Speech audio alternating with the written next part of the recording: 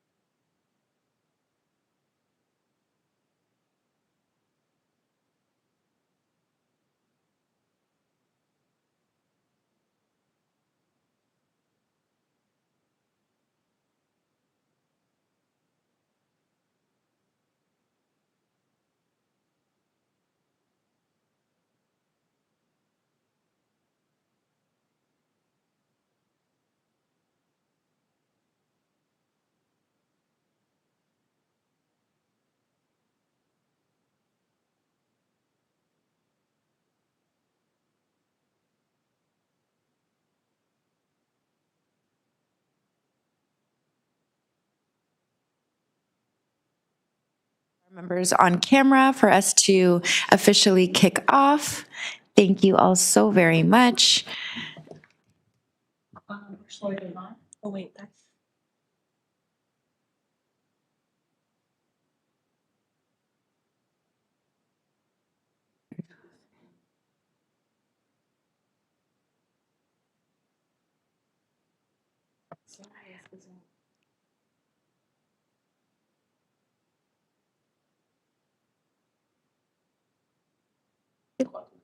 Okay.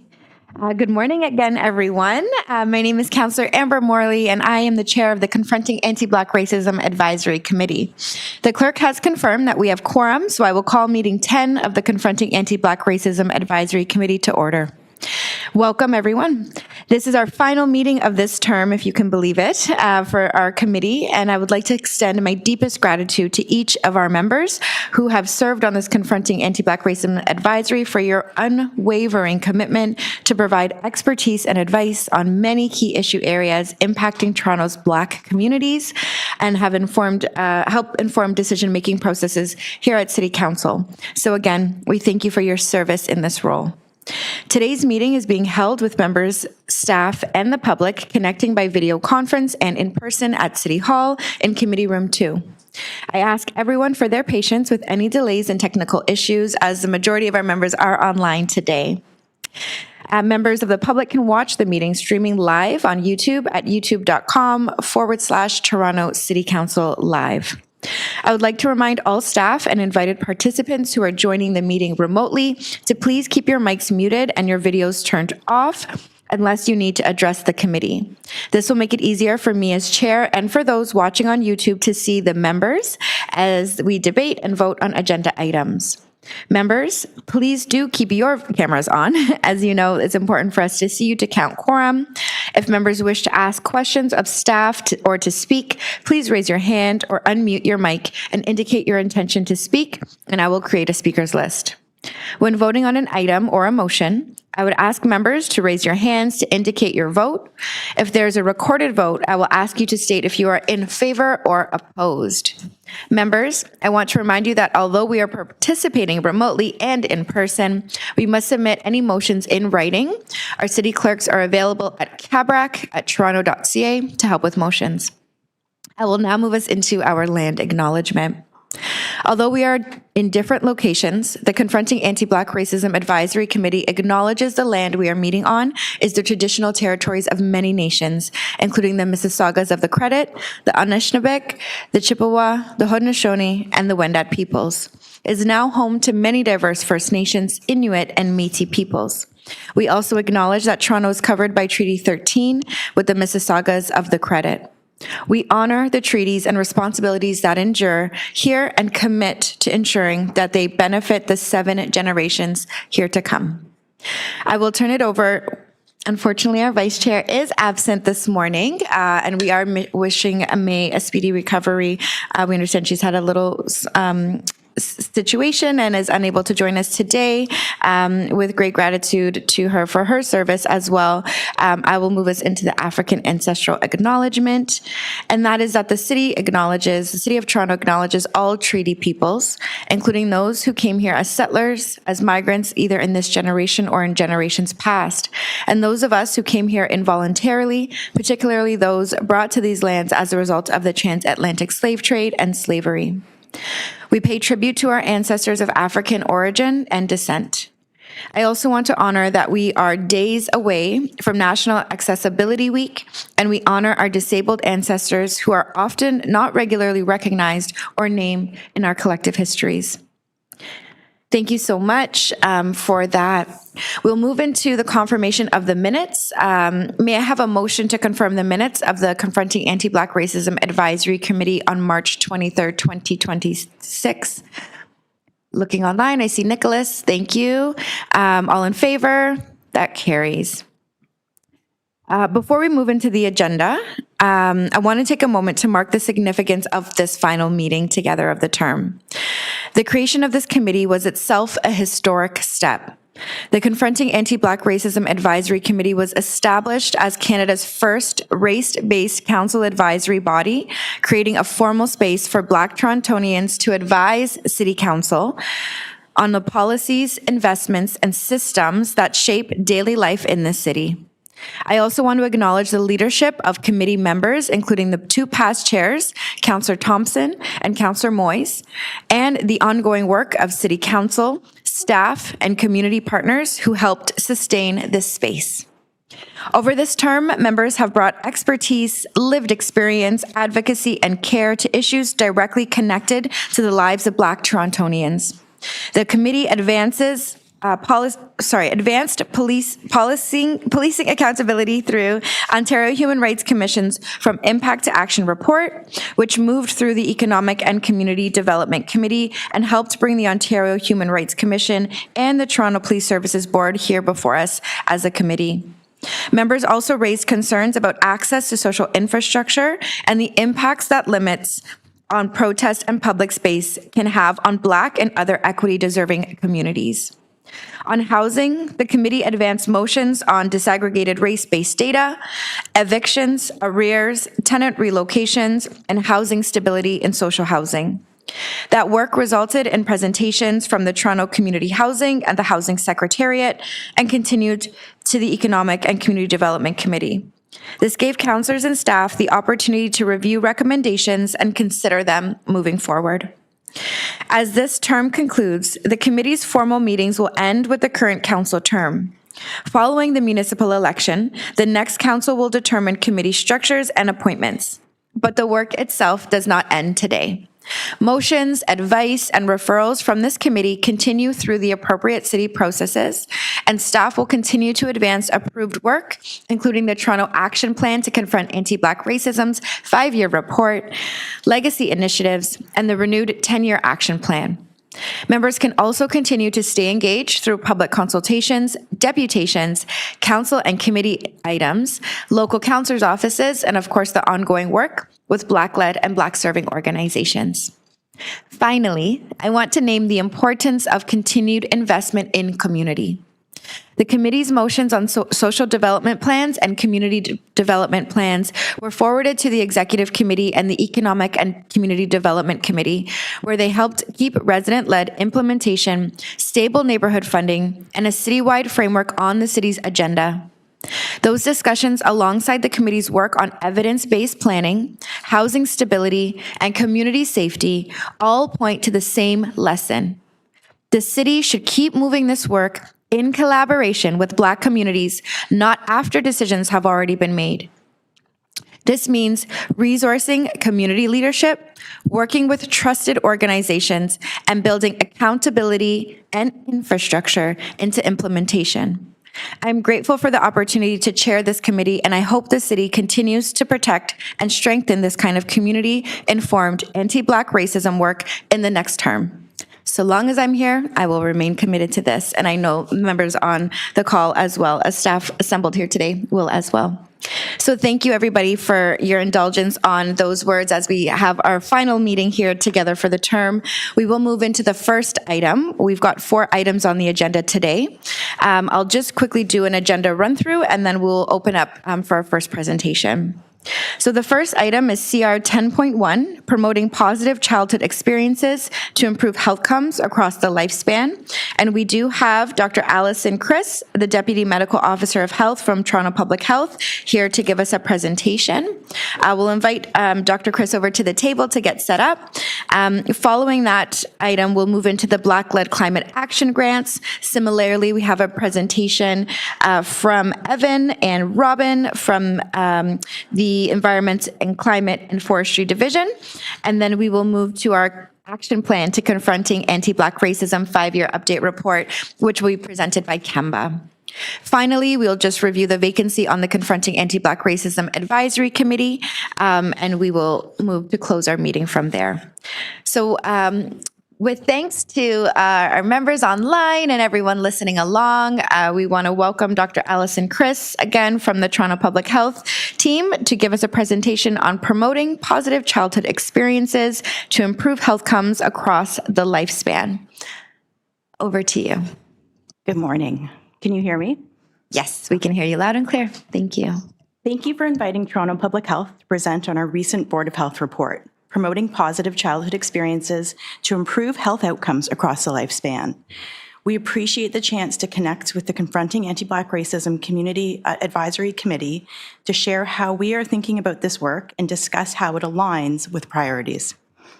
The report provides information about adverse childhood experiences, protective factors, the Ontario Early Adversity and Resilience Framework, and actions that Toronto Public Health is taking to mitigate ACEs, otherwise known as adverse childhood experiences. Given the committee's breadth of expertise in health, arts, education, trauma, and healing, this topic will likely not be new to any of you. We are hoping to share how we have been framing early adversity, the factors that promote healing for families and communities, and the role Toronto Public Health currently plays.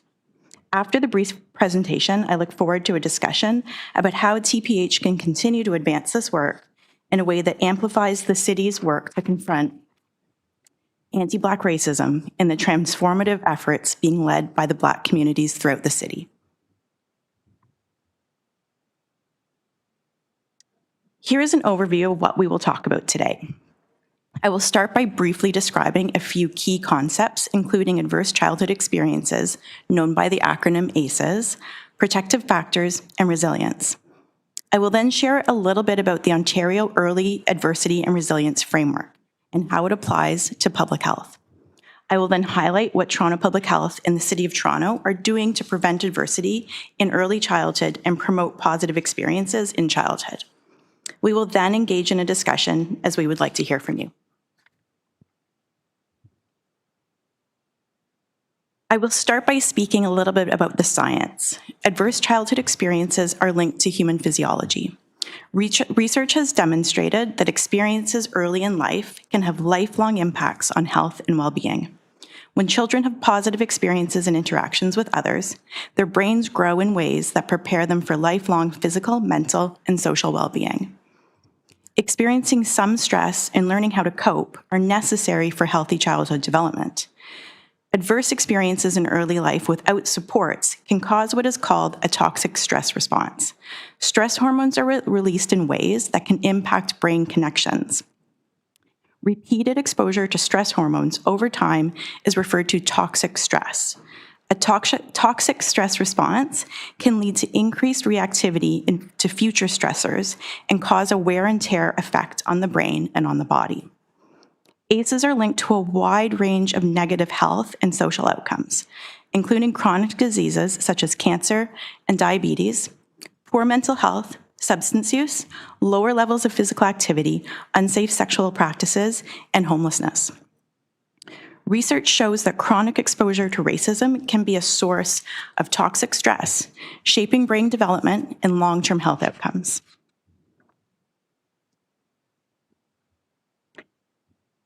This graphic describes three categories to conceptualize ACEs, including household, community, and environment. Examples within household include physical, sexual, and emotional abuse, neglect, and then items focused on parents, substance use, mental health concerns, incarceration, and witnessing domestic violence. Examples within the community include structural racism, colonialism, poverty, housing instability, inequities in the justice system. It is important to recognize that some of these factors are shaped by broader systemic factors that increase the risk of ACEs. These factors contribute to higher exposure of adversity in some communities, including Black communities. Examples within the environment include natural disasters, climate crises. These do not impact all communities equally. Climate events are known to deepen existing inequities shaped by power and privilege, and have the greatest impact on communities, households, and children already facing adversity. Adverse childhood experiences are common in the general population. Excuse me, I seem to have lost sound.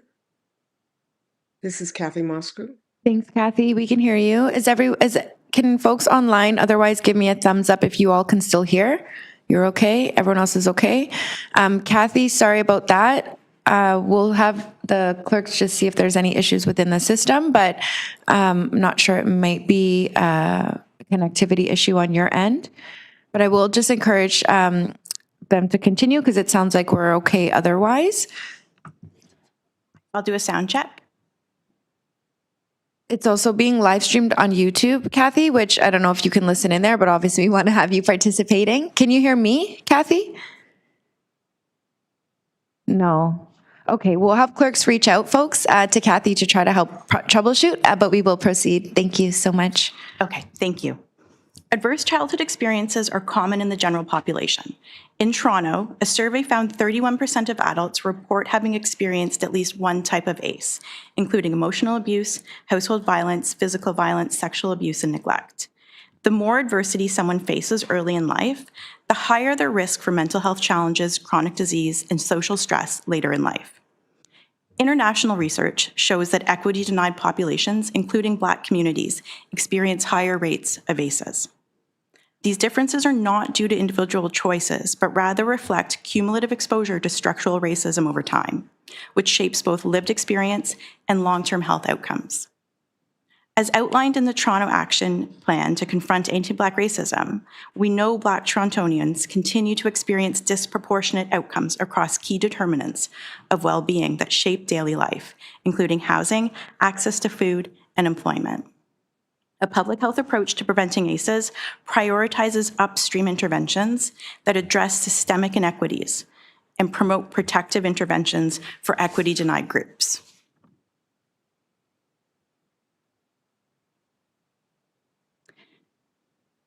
Toronto Public Health partnered with other Ontario public health units to co-lead the development of the Ontario Early Adversity and Resilience Framework. The framework guides public health and related sectors in the prevention of early adversity and promotion of resilience. The guiding principles are values that were embedded throughout the development of the framework and provide the foundation for developing and implementing interventions and strategies. These principles emphasize meaningful co-creation with local community to promote interventions that support connections to community and culture, confront discrimination and systemic barriers, build on individual and collective strengths, and respond to the intersecting impacts of historical and ongoing trauma to promote children's well-being.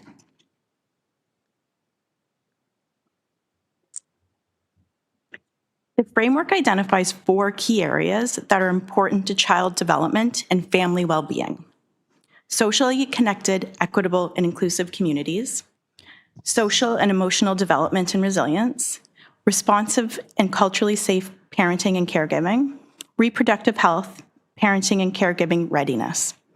The framework identifies 5 pathways towards implementing effective interventions in the following areas: shifting social norms, integrating upstream strategies to address fundamental causes of health disparity, influencing healthy public policy by implementing policies that improve the built environment and encourage child and family-friendly communities, intervening to lessen harms by increasing resilience, learning skills, and providing trauma and violence-informed environments, and collecting and utilizing data.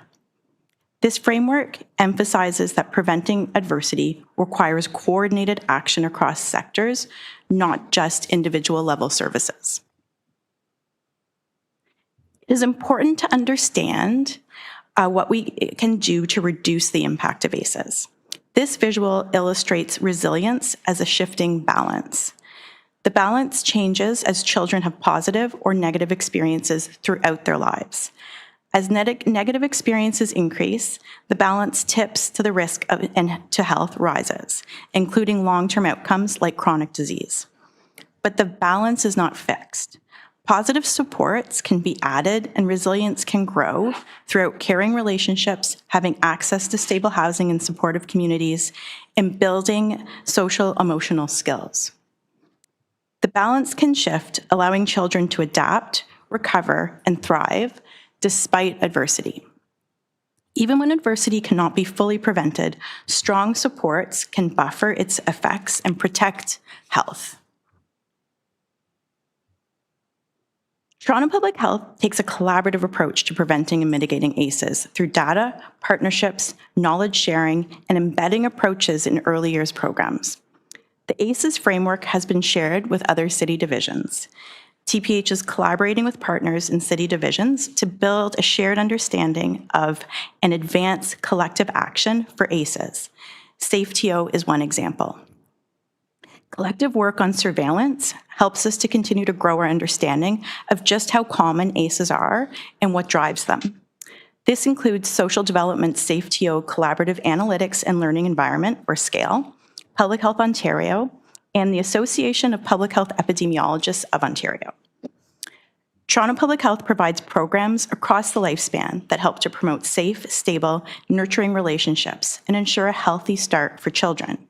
This includes prenatal education, postpartum screening, home visiting programs, and working with schools.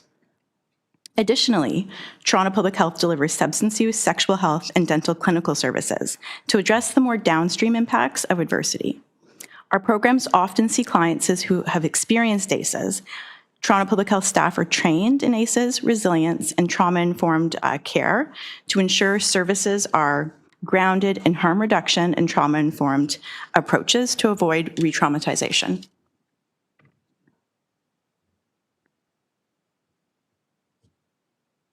Confronting anti-Black racism is central to a public health approach to preventing ACEs and building resilience. We know that Black communities experience a higher burden of early adversity due to structural and systemic inequities, including anti-Black racism. We are working to collect and use socio-demographic data to better understand who is being reached and where there are gaps within the Toronto Public Health programs and services. An example includes the implementation of a socio-demographic data collection project in breastfeeding clinics. This program is being expanded in collaboration with Ancestral Hands midwives.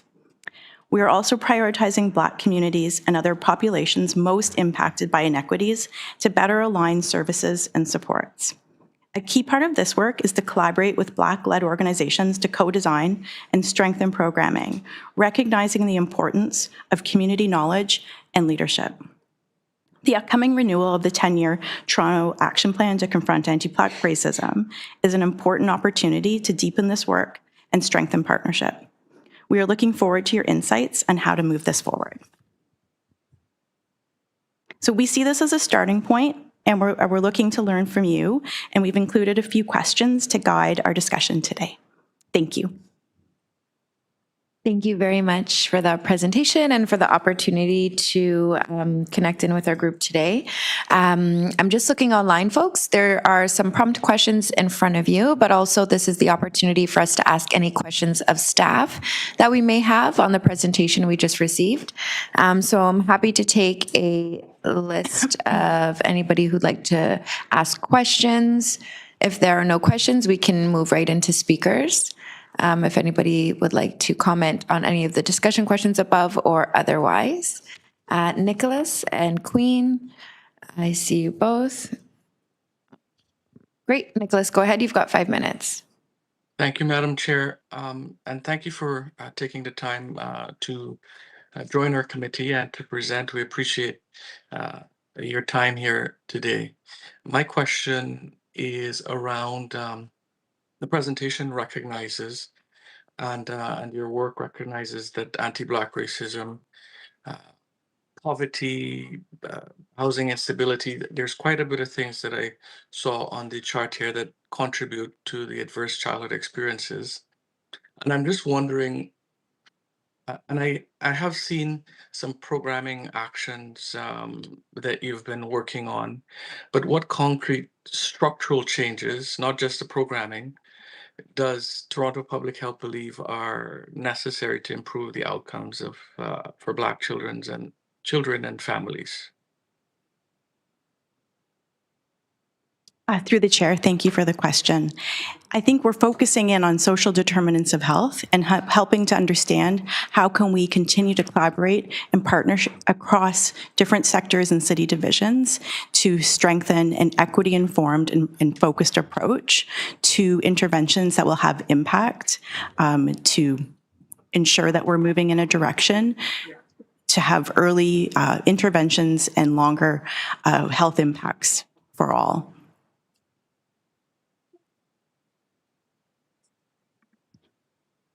I'm asking about, sorry, Chair, through you. I'm asking about the larger systemic conditions. I'm not hearing anything specific, and I'm just wondering your thoughts on the larger systemic conditions contributing to it, like housing instability, poverty, food insecurity, uh, barriers to mental health. Um, I'm asking what broader structural policy changes? I'm hearing determinants, but do you have any specific um, thoughts on those structural or policy changes that Toronto Public Health believes are necessary to reduce those harms? So by saying approaching, looking at social determinants of health, I'm including all of those specific pieces. And what we are currently looking at is, through our strategic plan, how do we continue to strengthen our data, which helps us to understand the scope of the problem and measure impact, and continue to partner across the city for all of the different roles and responsibilities with our divisions. It takes that collective approach to impact these much broader social determinants of health. At an organizational level, we've taken this approach of understanding adverse childhood experiences and are initiating how we take that foundational approach across our programs and embed that work across Toronto Public Health, and we continue to collaborate across the city. For further details, I would take that back for further follow-up. Thank you.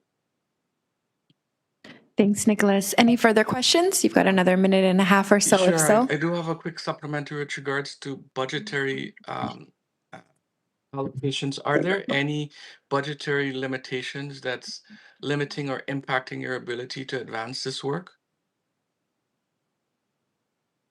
in a meaningful way? Chair? Thank you. Just looking to staff to see who would like to take that question. So through the chair, from a Toronto Public Health budgetary perspective, what we have done is we have recently recruited a new manager for health equity to focus in on our health equity approach, Black communities and Indigenous health. That is one initiative. For further information around budget, I would have to bring that back.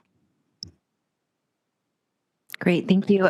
Thank you, Nicholas. And I do see Kathy had a hand up. I will add you to the list. Yep, Dr. William, I'll add you to the list as well after Kathy. Next for questions, we have Queen. Queen, you've got 5 minutes. Go ahead.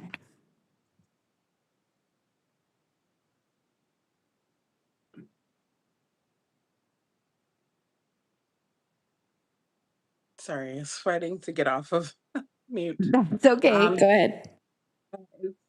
in response to discussion point 3, I just want to add on that, when working with Black organizations and building those trusted relationships, it's also important to make sure that there's funding flowing through the organizations you're building relationships with, so that they can become more sustainable as well. And I find oftentimes we have like a lot of amazing groups doing work on the ground that are just a lot of them are coming out of pocket or completely community funding. And so I think as an added way to build relationships with those with community members and with those organizations is by ensuring that there's payment going to them, and also whenever you go into these communities to do consultations, make sure that participants are being paid for their feedback, and that there is consistent plan of action that they're seeing disseminated. Because I think a lot of the times when folks go into the communities, and they're doing these research projects and asking questions, we're years and years of years, giving feedback, and then not seeing anything happen. So I just want to ensure this is not just another thing that those in power are doing, and it's just like a face value. I want to make sure that you're also putting money and efforts back into communities so that they can see results. Through the chair, thank you for the feedback. Thank you so much, Queen. Very important insights there and feedback, I think, from very much lived experiences. So thank you for sharing that with the table. Folks, I apologize. We do have a registered speaker on this item, but what I'm going to do is just complete the questions within the committee. We will go open to the speaker, and then we'll move into speaking of committee members before we wrap this item. I hope you all will indulge me, and I see you, Halimo, on the question list as well. Thank you. Next, I have Kathy. Go ahead, Kathy. You've got 5 minutes. Thank you for recognizing me, Chair. I would like to say that, a lot of work has already, respectfully, a lot of research has already been done on this issue. And I certainly see from the chart that Toronto Public Health has put together the syndemic of factors for which are causing adverse childhood experiences, with a focus on root causes as well as the environment. And oftentimes program is just on the personal level. And so to Nicholas's question and to Queen as well, I have some questions around what kinds of budgets are there we don't need more data. The data is there. So the question is that what budgets are and sustainable funding is there in order to support the on-the-ground work that Black communities are already doing on the ground, and to learn from those experiences, and also to address the things like the root causes like structural racism and like housing insecurity and in employment and food sovereignty. So if how is the city collaborating with the departments which are handling all of these other factors that are related, as you've identified in this chart? How is that collaboration happening, and how is funding supporting what and learning from what Black communities are already doing? So Thank through, you. so through the chair, maybe I can take that question as social development hosts the Confronting Anti-Black Racism Unit, which coordinates the broader investments across the city. So in particular, through our community funding unit, we have invested over $3 million towards the Black Mandated Funding Framework to help support early and emerging Black community agencies to serve communities. We've also coordinated our cross-colleagues, including Toronto Public Health, to do targeted investments in Black children's support groups as well as parental groups. And there are other investments that we've coordinated through the action plan.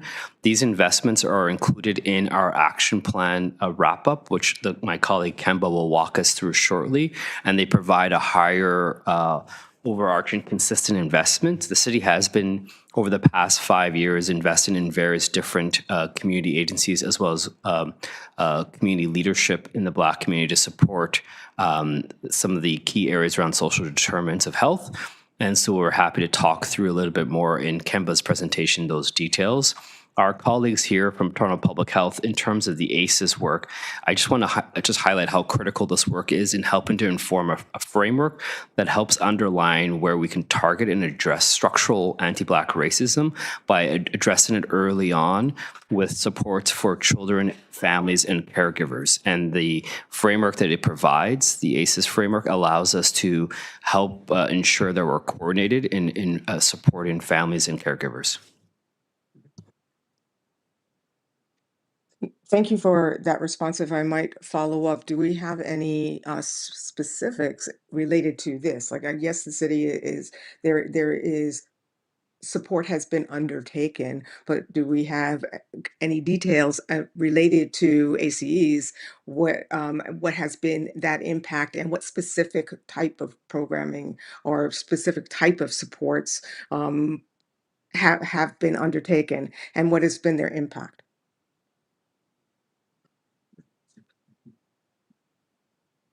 Through the chair, thinking about a component of the past question, Toronto Public Health is guided by the Ontario Public Health Standards. That's what we're held to account to inform our work. There's currently a review of the standards occurring, and what we know is that there's an increased focus on health equity components to those standards. That then helps us to prioritize, focus, and align our programs and services with budget. I did speak to an example of a program that Toronto Public Health has specifically gathered program-level data to inform and refocus our implementation, and that is our breastfeeding clinic at Ancestral Hands Midwives, where we're providing breastfeeding support with families in Scarborough.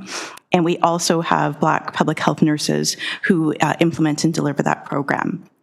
In addition, in response to being able to ask additional questions to inform our programs and services, we are looking to expand that particular work to include specific childhood annual respiratory vaccines.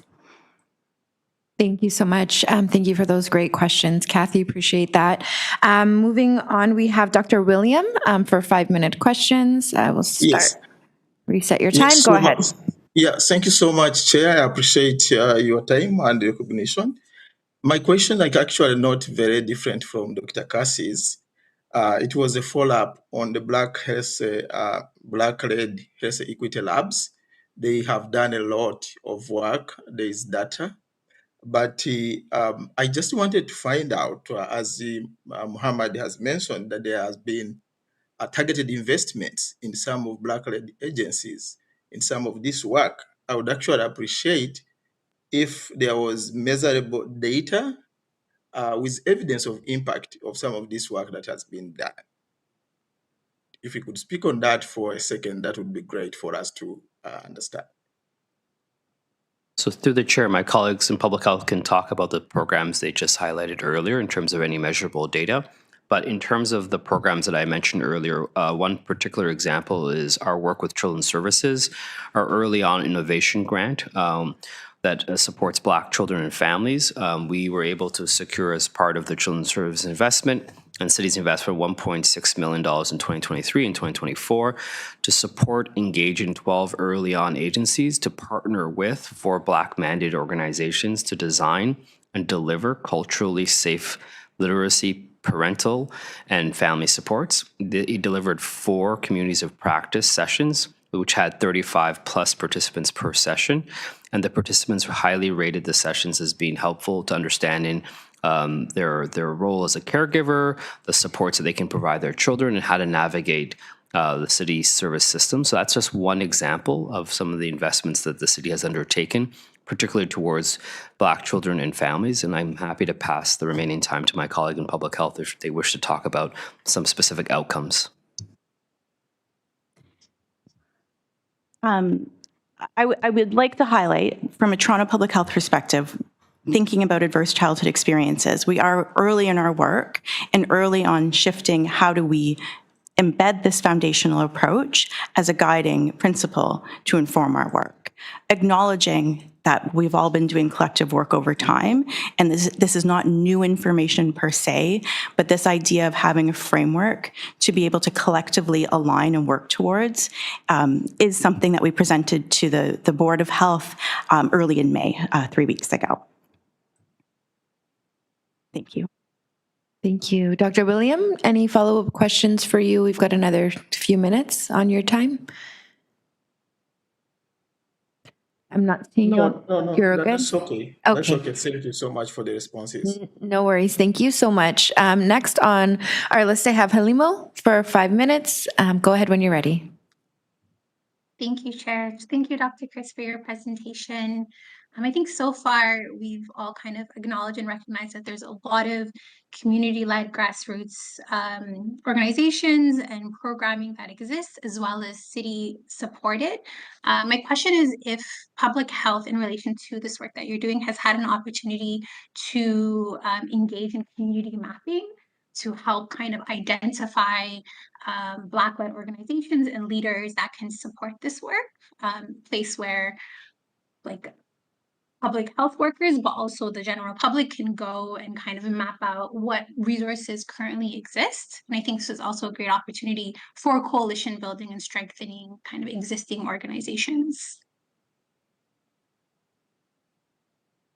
Through the chair, thanks for the question. That has been identified as a priority to invest resources over the coming year, so we can expect further work. Great suggestion, Halimo. Thank you. Any follow-ups for you on that? No, that's great. Looking forward to accessing that in the future. Wonderful. Thank you. That was all I had on my list of questioners. I just want to do a final call to see if any members have additional questions for staff who've presented. Seeing none. As I mentioned, we are going to vary with apologies. I didn't realize we had a couple of registration for speakers. So Waleed is joining us this morning. I'll just invite our colleagues from Toronto Public Health to sit back over here at the staff table and just make some space for our deputant. Waleed, you're all set up. Looks like you're plugged in. So when you're ready, I'll start your time and you'll have 5 minutes to address the committee. And welcome back, our friend. It's nice to see you. He couldn't stay away from the committee, so we appreciate having you with us, Waleed. And over to you. You've got 5 minutes. Thank you, Deputy Mayor Morley. Apologies. That's okay. Don't worry. I'm not going to start your time until you're Someone situated. left their phone here, so hopefully they'll come and get it. Okay. So, good morning, everyone. So my name is Waleed Kogali Ali, a former member of this amazing committee, the Confronting Anti-Black Racism Advisory Committee. No worries. Okay.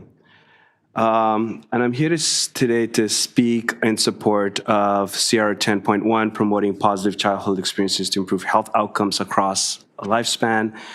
This report is important because it recognizes a truth that many Black communities, caregivers, youth workers, teachers, and community advocates have long understood.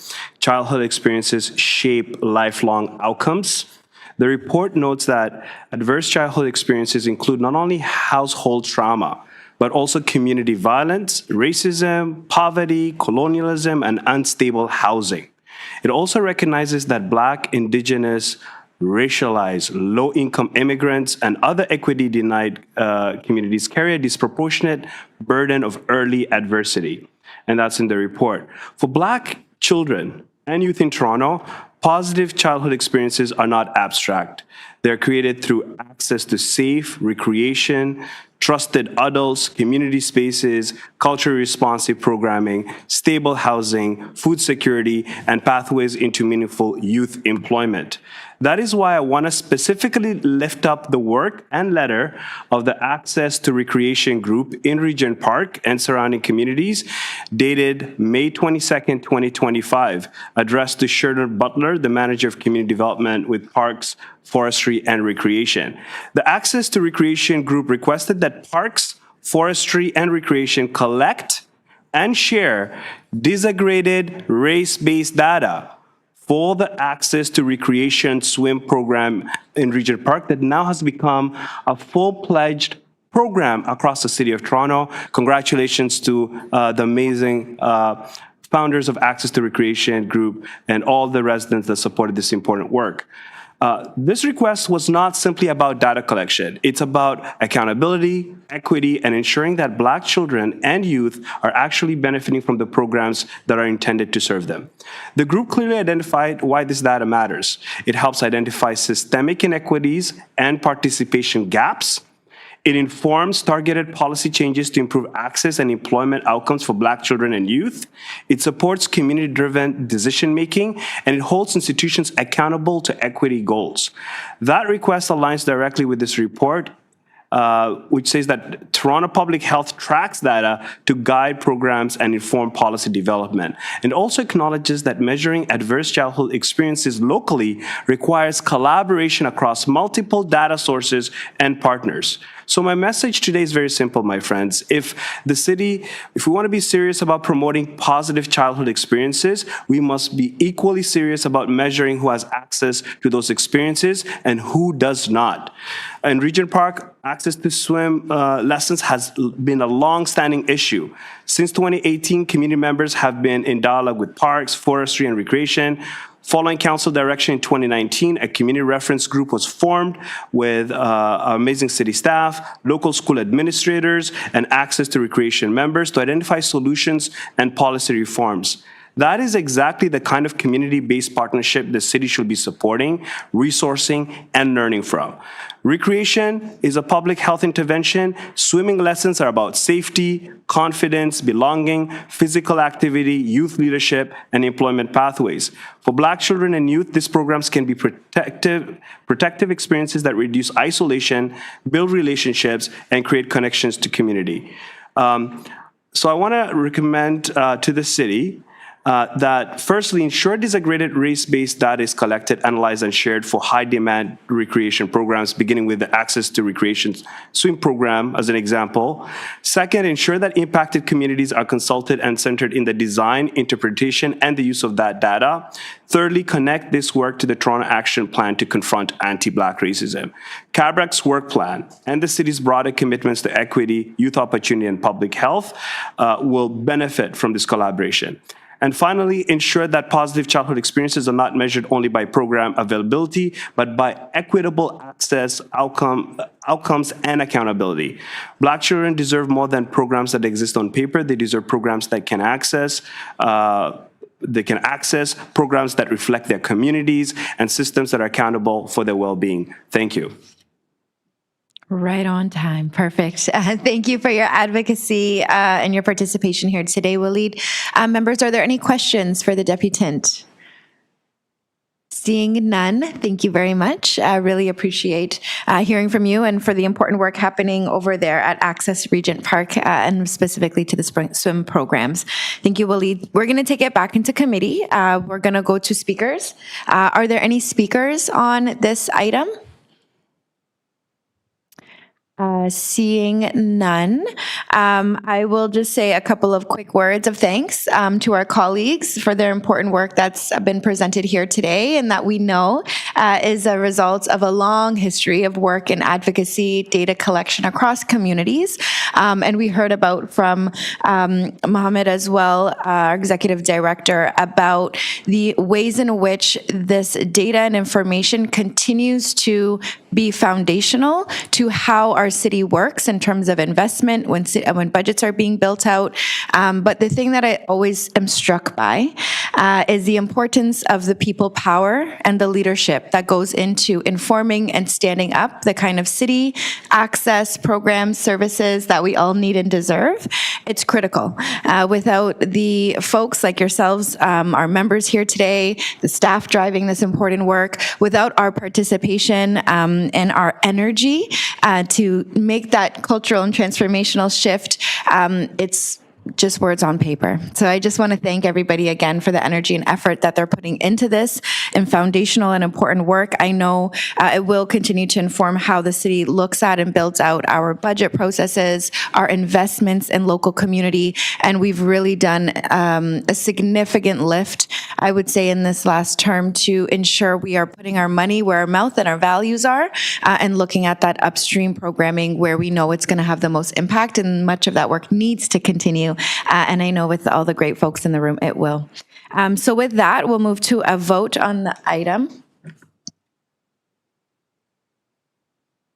And sorry, Dr. William, if we could just get you on camera to help ensure we have quorum as we move through this vote, that's helpful. Thank you. There you are. All in favor of receiving this item? Do I need a motion? Sorry, I need a motion first. I'll take it from Queen. Thank you, Queen. And all in favor, and that carries. Thanks, everyone. So we're going to move forward to the next item. Sorry, just making sure I'm staying on point here. Our next item is the Black-led Climate Action Grants. As I mentioned, we do have a presentation and one speaker on this item. We'd like to welcome our colleagues and friends, Robin Connolly, Manager, Outreach and Engagement, as well as Evan Artis, Project Lead, both here from the Environment, Climate and Forestry Division, to give a presentation specifically on Black-led climate action grants, which I think dovetails really nicely on some of the questions and areas of interest of the specific ways the city's investing. So look forward to the presentation. And I see Alice is here today in replacement for Robin. So Alice, I'll just turn it over if you want to introduce yourself and you all can get started with the presentation. Thank you. Thank you, Deputy Mayor. Sorry to be disappointing you all with not being Robin, but I am also pleased to be here. I am very grateful to have this opportunity to present this work with my colleague. I am Alice Sue, and I am the Director of Policy Planning and Program Enablement in the city's Environment, Climate and Forestry Division. My pronouns are she, her, and I am a first-generation immigrant to Toronto. We are so pleased to be here to share an update on the Black-led Climate Action Grants Program. This is a new initiative within our division, focusing on supporting community-led climate action in Black communities. As mentioned, I am pleased to be joined by my colleague Evan Artis, a project lead in our division in the Engagement and Capacity Building Unit. And he's really the one you want to hear from, and he'll be walking through the work to date so far. From an agenda perspective, we'll keep the presentation brief. We really want to have a conversation and learn from you. We're very grateful for this opportunity. We'll cover a bit of background, where we are in the timeline, what we've done so far, and what we've been hearing from a development of the program. And then we'll move into the discussion, which is the most important part. I just want to preface this by saying that the program is still being co-designed, and so your input today is going to directly shape those program elements, and so another reason we're so excited to be here. So now I'll pass it over to Evan to walk us through the presentation. Thanks, Alice, and thank you, members of the committee, for your time today. My name's Evan Artis, and I'm a proud Toronto-born mixed-race man of African-American and Dutch descent. But enough about where I came from. We're here to talk about where this program came from. And this program really starts with what staff heard last year at a Confronting Anti-Black Racism City Leads Circle meeting, that climate impacts are being felt more strongly in Black communities in Toronto, alongside real barriers to accessing funding and grants. From that, a simple question emerged. Can the city provide direct funding to support Black-led climate action? And importantly, the answer was yes. Through the 2025 carbon budget prioritization process, a business case was approved as part of the city's 2025 budget to develop this program. That my screen keeps twitching out. Yeah, sorry. Maybe your paper's pushing them. Yeah, sorry about that. Sorry if that was distracting to anybody here. So through the budget, it was developed this program, and that included dedicated staff capacity, which is my role, and a dedicated funding stream to support projects led by Black communities. At its core, the program is about providing accessible funding and support for Black-led climate action projects in a way that reflects how work is already happening in the community. And ultimately, this is about three things: supporting Black communities in climate action and justice, confronting anti-Black racism and environmental racism, and advancing the actions needed for Toronto to reach net zero by 2040. And that's where this connects to the city's broader climate strategy. The city's climate strategy, Transform TO, was first adopted in 2017 and updated in 2021 with a goal of reaching net zero emissions by 2040. That strategy recognizes that getting to net zero requires transformational change, not just in infrastructure, but in how people live, participate, and benefit from the transition. And that includes a strong focus on equity, reconciliation, and inclusive economic development. So within that context, this program is one piece of that broader shift. Because what we've heard clearly is that Black communities are already doing climate work. It just isn't always named that way. Sometimes it looks like food security, housing, resilience, mutual aid, or community care. So the goal here isn't to introduce climate action, it's to recognize it, support it, and resource it. Because ultimately, we don't get to net zero without equity, and we don't get there without community leadership. So in terms of where we are now, the program moved from an idea to funding approval to staffing, and now we are in the co-design phase. That's the phase we're in today, and that's why this conversation matters. Looking ahead, we'll be continuing engagement through the summer with the goal of launching later this year. But right now is the key window where the structure of the program is still being shaped. So with that in mind, where are we actually in building this program? At this stage, a few things are already defined. We have $200,000 in annually in funding for projects that are based in Toronto, and the funding will be directed to Black-led organizations and groups. But beyond that, there's still a lot that is not set. For example, how we define Black-led, what supports applicants receive, and what the community review process looks like, including who is part of that process. And those are actually the three key questions we're really looking for your input on today. So really, please think of this as a framework and not a finished project or program. At this phase, my work has not been focused on designing forms, but more on listening and relationship building. And that listening is what I want to talk to you about next. So before getting into the themes and questions, we've really grounded this work in listening first. That's taken a few different forms, but all with the same goal: to make sure the program is shaped by real experience, not assumptions, and built on a strong foundation. And that's why what you're seeing in this visual, with relationship building at the base. So a big focus at the start has been on relationship building and coordination, both internally and across the city. Internally across the city and externally with community organizations and leaders. That's really about understanding who's already doing this work and how to connect in ways that feel real, that feel trusted, relevant, and grounded. On the internal side, I conducted 7 key informant interviews with city staff, including teams in social development, the CABR unit, and colleagues working on the Black mandated funding framework to make sure that this program is aligned with existing work and builds on it rather than duplicating it. Alongside that internal work, I also spoke directly with community leaders and practitioners.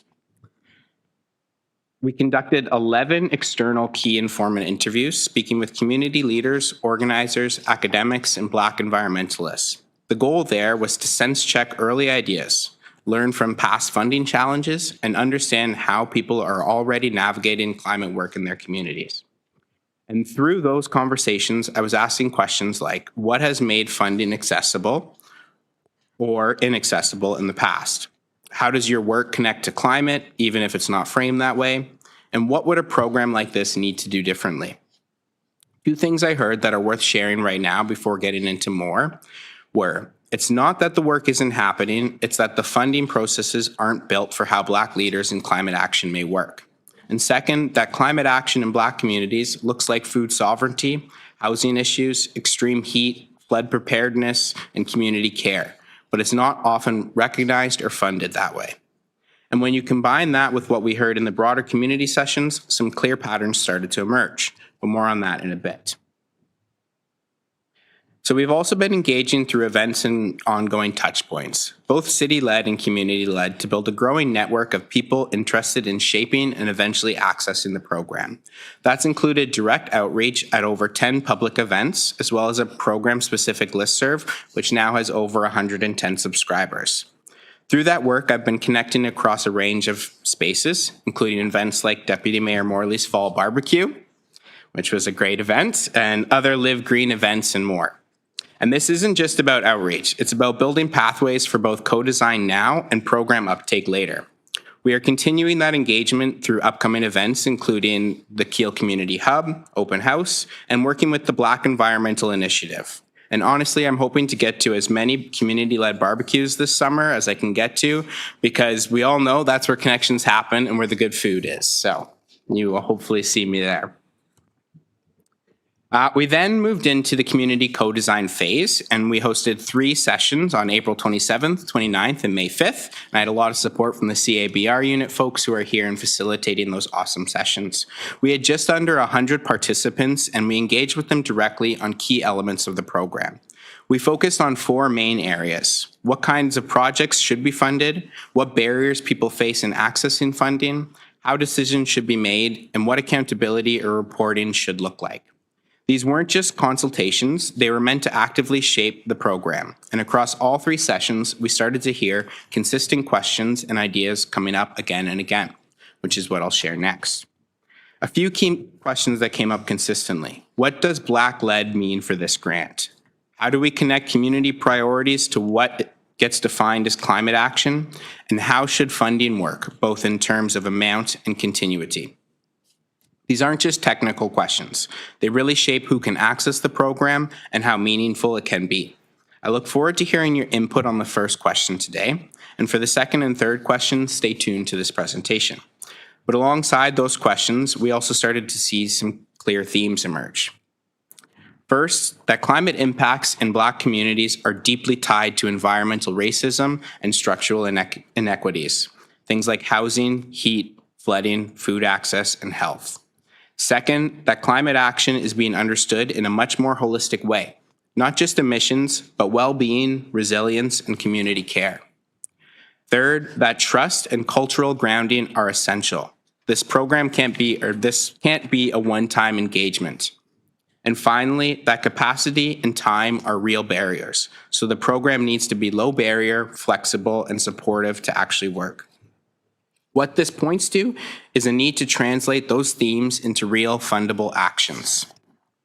Which is why, and to help answer the second community question, we're thinking about climate action in a much broader way, supporting projects that might look like community-led food initiatives, such as urban farms, community gardens, or culturally relevant food distribution programs that improve food security while building climate resilience. Or neighborhood-based cooling and heat response efforts, including cooling hubs, tree plantings, or outreach programs to support residents during extreme heat. Or maybe housing and retrofit initiatives at the community scale, such as tenant-led energy efficiency improvements, climate resilience upgrades, or even just education on reducing energy use. Or green jobs and skill training programs, particularly those supporting Black youth and community members in accessing employment pathways in this new low-carbon economy. local environmental stewardship and education, including workshops, land-based programming, or community climate literacy initiatives rooted in lived experience is another great option. Community resilience and mutual aid networks are something that we could definitely support, including emergency preparedness, initiatives that respond to flooding, extreme weather, or other climate impacts. So if you are listening and you're working in those areas, please stay tuned, and I hope to hear from you in the future on some exciting programs. So the shift here is really from themes to concrete, community-defined climate action, and making sure the program is designed to support that. And with that in mind, I want to move us into the next phase of co-design and your role in shaping these pieces. So in terms of next steps, we're continuing the co-design process today, right here and now, and then beyond, which includes a broader survey to capture additional input and a final community session led by the Black Environmental Initiative. The goal with the Black Environmental Initiative is to have them host a session where they will bring forward draft options, program options, and work with community to help shape what the final program looks like. A focus here may be on what is the preferred funding structure and answering that second key community question. But your input today will feed directly into what moves into those next stages. And that brings us to the most important part of today, the discussion. And so this is the core of why we're here. We're looking for your input on 3 key areas. What supports can you, the committee, recommend to ensure this program is accessible and supportive? How can we define Black-led in a way that is both inclusive and accountable? And how can we design a community review process, including who should be involved? The program is still being shaped, so your input here isn't just feedback, it directly informs how the program is built. We're really looking forward for candid, practical perspectives on what will make this work in community. Thank you. Thank you so much, Evan and Alice, for the great presentation and the really important work that you are leading and working to stand up. I am going to just ask you guys to let us hear from our deputant, and then we will move into questions, and speakers will take it into committee from there. Okay, thank you so much. Waleed, I believe you are our one speaker on this item. You will have 5 minutes to address the committee. As you know the drill, I will just give you a moment to situate yourself.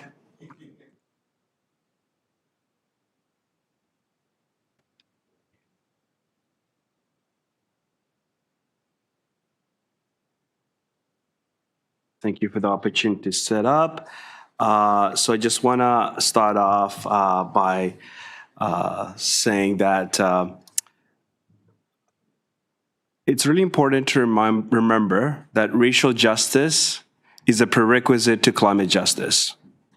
We cannot talk about climate resilience in Toronto without talking about anti-Black racism, poverty, housing insecurity, food insecurity, lack of access to green spaces, environmental health, and the historic underinvestment in Black communities. Climate change does not impact all communities equally.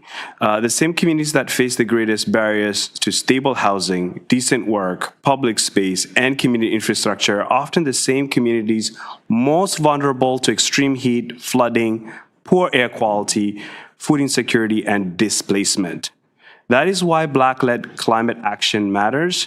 And it's not only about planting trees, reducing emissions, or hosting workshops. Although those things are very important, it's also about ensuring Black communities have the resources, power, space, and institutional support to define what climate resilience means in their own neighborhoods.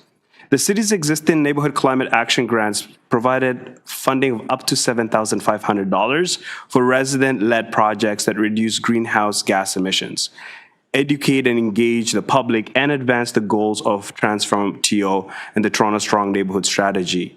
The city also identified priority for groups led by Black, Indigenous, and equity-deserving people, as well as projects in neighborhood improvement areas and emerging neighborhoods. This item is an opportunity to build on that approach, but with a sharper focus on confronting anti-Black racism and investing directly in Black-led solutions. To do this well, we must work as a city With all resident-led coalitions, neighborhood associations, and community-based networks, especially those already embedded in local social development work. In communities like Regent Park, Moss Park, St. Jamestown, and across Toronto Centre, residents are already organizing around the conditions that shape climate resilience, access to food, access to public space, housing stability, tenant rights, youth employment, safety, green infrastructure, and community well-being. These are not separate from climate action. They are climate action. That is why I believe Black-led climate action grants shall be integrated with community development plans and social development plans, including neighborhood-based strategies that address anti-Black racism through clear social development goals. A climate grant program that is disconnected from local community planning risks becoming a series of isolated projects. But a climate grant program connected to resident leadership, social development plans, and neighborhood associations can become part of long-term systemic change. One example I want to lift up and reference is the Memorandum of Understanding between the Regent Park Neighborhood Association and the World Urban Pavilion. That MOU reflects the type of collaboration we need more of. Partnerships between resident-led organizations and institutional partners that can support local leadership, convene dialogue, advance urban innovation, and create practical opportunities for communities to shape the future of their neighborhoods. This type of collaboration can help ensure that climate justice is not imposed from above, but built from the ground up by residents, youth, seniors, tenants, workers, and Black communities who understand the lived realities of their neighborhood. I respectfully ask the committee to support this item and recommend that the city strengthen the Black-led climate action grants by ensuring that, first, funding is accessible to grassroots, resident-led, and neighborhood-based Black organizations, including groups that may not have charitable status or formal administrative infrastructure. Secondly, the grants are aligned with local community development plans and social development plans, so climate action advances anti-racism, food security, house stability, youth opportunities, public space access, and community safety. Thirdly, the city provide capacity building support, not only one-time project funding. Black-led groups need support with applications, reporting, insurance, space, evaluations, and partnerships.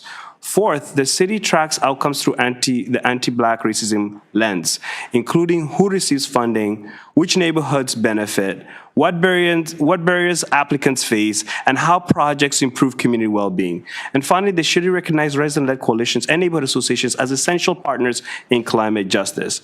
Black communities are not simply vulnerable to the climate crisis. Black communities are leading solutions, but leadership requires investments, trust, and shared power. I'm going to conclude by saying if we are serious about climate justice, we must be serious about racial justice. And if you're serious about racial justice, we must invest directly in Black-led, resident-led, community-rooted climate action. Thank you, my friends. Thank you so much, Waleed, for being here today again and speaking on this important topic. I hope you'll also get connected with Evan outside of the conversation and make sure that you are lining up any local pieces as well, because you've obviously got a lot of important connections and insights. Members, are there any questions for the deputant? Nicholas and then Kathy. Go ahead, Nicholas. Sorry, for the deputant, correct? Yeah. Nicholas? Sure, just clarification, Madam Chair. At the end of the presentation, there were some items for discussion. Would that be at this point or the second part of it? So we're going to move into that momentarily. For now, we'll just see if there's any questions for this deputant before us. If none, we'll move back to questions of staff, and then you're able to address Evan and Alice on their presentation for 5 minutes questions, and then we'll do 5 minutes speaking following that. Okay? Kathy, questions for Waleed or for staff? I have questions for staff. Thank you. Okay, awesome. Thanks, Waleed, for joining us. You guys, I think, can probably actually stay there and address us here. So we will take it into committee. First on my questions list, I've got Nicholas, followed by Kathy. Anyone else for questions to the team? Yep, George, I see you. Okay, we'll start there, and if anyone else feels called, just flag me, and I will add you to the list. Starting first with Nicholas, questions of staff, you have 5 minutes. Thank you, Madam Chair. In terms of the annual funding, has staff assessed whether that current funding is sufficient to meaningfully support this work? Through you, Chair, thank you for the question.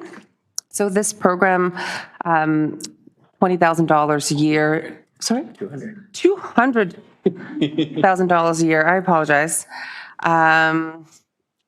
is that fundamental investment to launch the program and to build that strong evidence that we're looking for. As the committee has been working through the last few years, this evidence-based decision-making is very crucial to city staff. And so we're looking to see, as the program is established, what demand there is in community and how that funding shows value. We are anticipating demand exceeding the available funding, and funding will support sort of the exploration of future opportunities as part of the work overall. Thank you. And in terms of grassroots accessibility, how does staff intend to ensure that smaller grassroots organizations are not disadvantaged compared to larger organizations that already have like grant writing capacity and administrative infrastructure, especially informal, not formally structured grassroots organizations? Through you, Chair. I'm going to try to answer for my first time here. Thank you for the question. So we are definitely wanting to encourage grassroots or unincorporated groups to be able to apply. This is still all part of the co-design process and how we're thinking through things. But our initial thought is to use mechanisms such as trustees to ensure that financial mechanisms and supports are there for those groups without formal incorporation. Also would like to see that we work on that capacity building level as well to help support those groups, move from that initial stage of being a grassroots group to possibly supporting them as they understand these business processes, grant writing, application, reporting, and support them through all those steps and hopefully see them, be able to come back in a future year and apply maybe as an incorporated group as well. So not just to help them initially, but help them grow too. Yeah. Thank you for Chair. In terms of community decision making, can staff clarify what role community members will have in the review and recommendation process that was highlighted in the presentation, and whether that involvement will continue after the initial co-design phase of the program?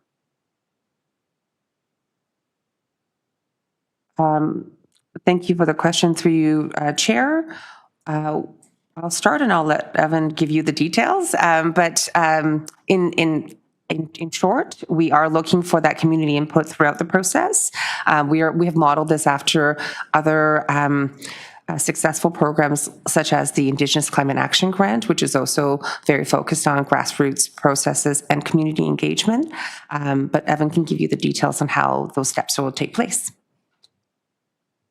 Yes, thank you. And through you, Chair, thanks again for the question.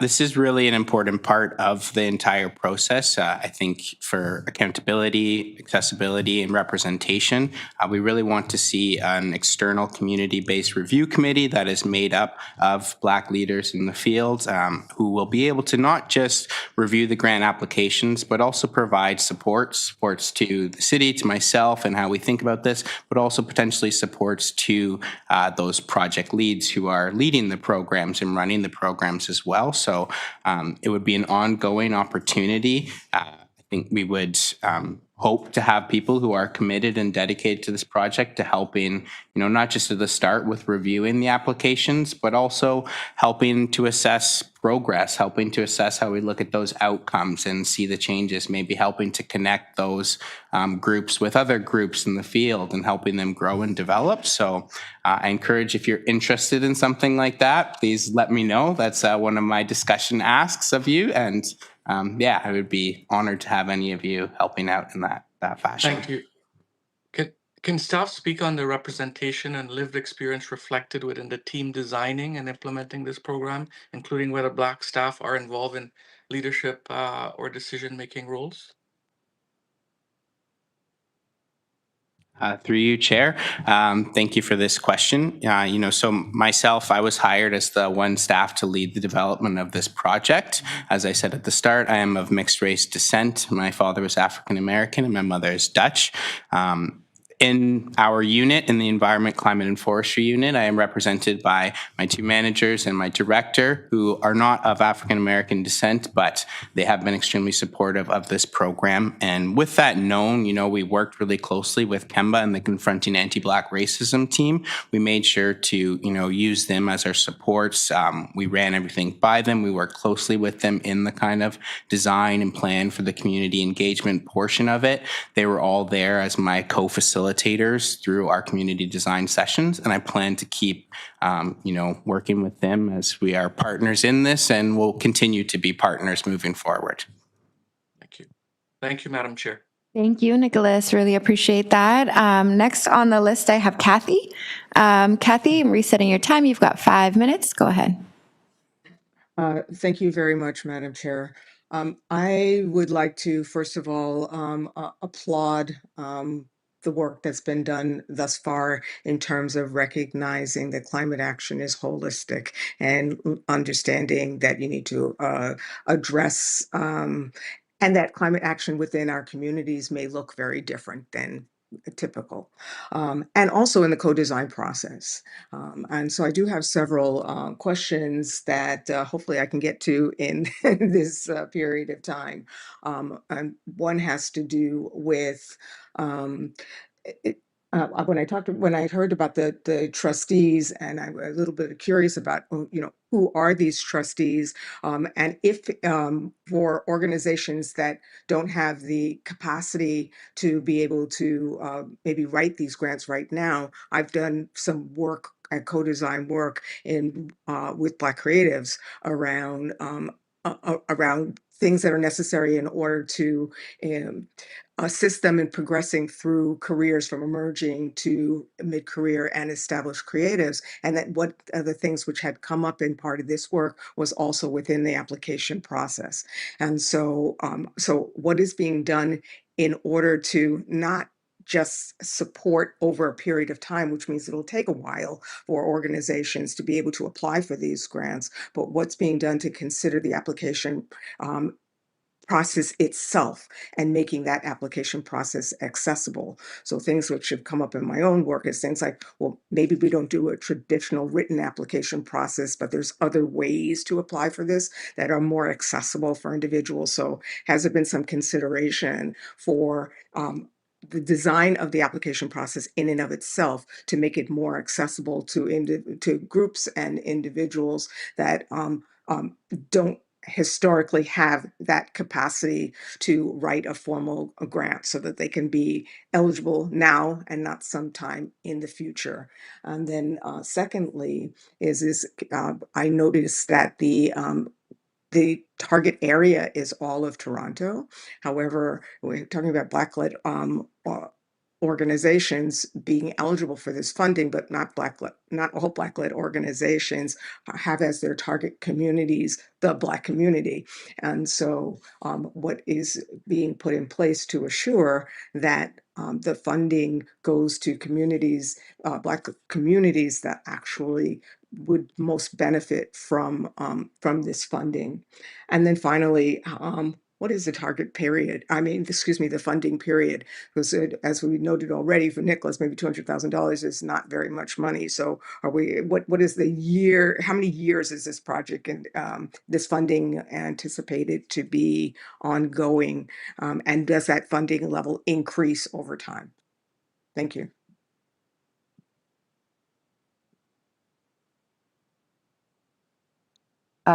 Through you, Madam Chair.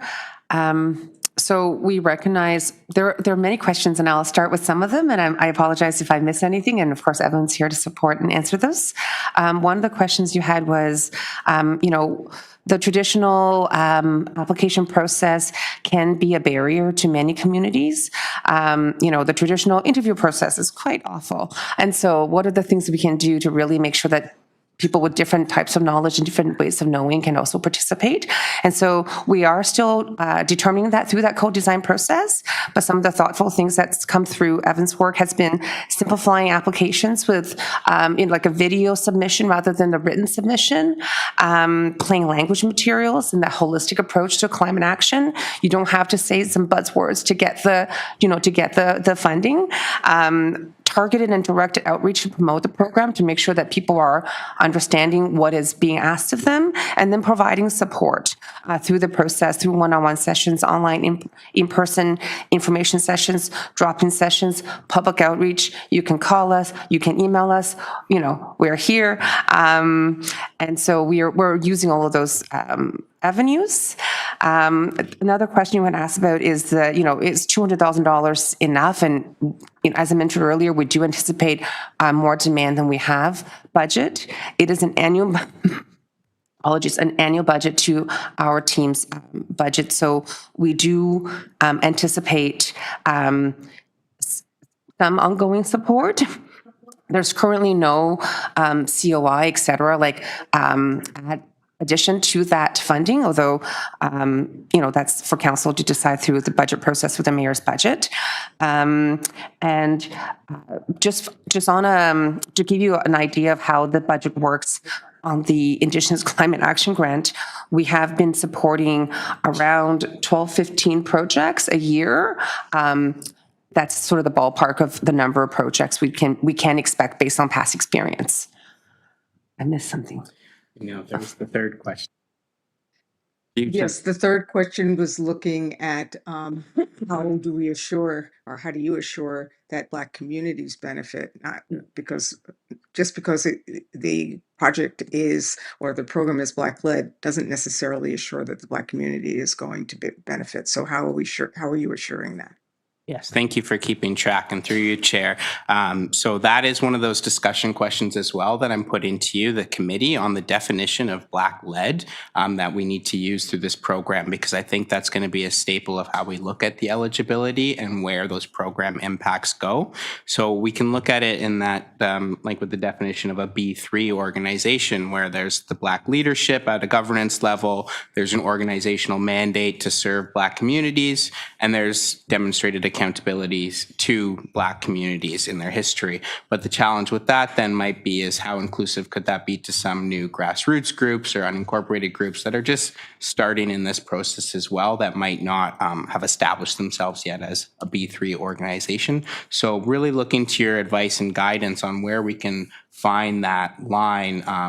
And I like your point of maybe it is just looking at who is being served, but we also have to look at that targeted universalism as well, right? Where if we're serving a whole community and Black members of the community are benefiting, there will also be other members of the community benefiting, especially with climate work. So it is a tricky area that we're trying to define. So really looking for your feedback on that, and we're looking for it from the feedback from the community. But right now we are looking at potentially using sort of qualifying groups being, at least 2 out of 3 of the B3 qualifiers. So they'd have Black leadership at the governance level, and maybe they have demonstrated accountability to Black communities, or maybe they are, Black-led and they only serve Black communities. As long as they have 2 out of 3, that might be the way we do it rather than all 3, but looking for your input on that as well. So we'll come back if there's a desire for a second round of questions. Also encourage members to address the discussion points in their remarks as well in terms of the feedback that we can leave with Evan and Alice today. But I do still have George on for questions. George, I'm going to reset your time. You've got 5 minutes questions of staff. Go ahead. Thank you, Madam Chair, and to Alice and Evan for your presentation. So I find that with programs like these, for the most part, especially as someone who's helped in the consultative process and also coaching process of folks looking to get involved in these projects or programs, I find that quite simply, folks are all competing for the same thing with access to limited funding. And in most cases, smaller groups get boxed out because they may not know the verbiage or the language or lingo. And as someone that's been in the climate movement for quite some time, I find that with the space itself, it's sort of like an alphabet soup. There's a lot of acronyms, there's so much to deal with. and a lot of groups sort of get boxed out in the process of understanding where they fit in it all. So my suggestion with this, especially relating it back to the external supports or even making sure that the program is accessible for folks that apply to these programs and may quote unquote fall short of the process. What I've seen in other programs demonstrated in terms of supporting these folks is being able to group them with other folks that may have also been closer to achieving that level of criteria or eligibility, and giving them access to sort of a group-based approach where they're able to still get the funding, but they're grouped in with another organization that has demonstrated similar needs or some level of shared goal consistency. So that's one thing I would like to point out as a way of making sure that folks are heard and represented, and most importantly, championed. The second point is leading to the Black-led portion of it. As you mentioned, Evan, the B3 structure has worked in the past and is proven to be quite consistent, but also looking at over time, mandates change, leadership changes, and when we're looking at the accountability and the measurable aspect of these programs, we want to make sure that it's not just something that is here today and gone tomorrow, but supported through and through. So my suggestion, again, to the city and also to folks on this call would be to consider, how does this get championed well beyond the folks in this room?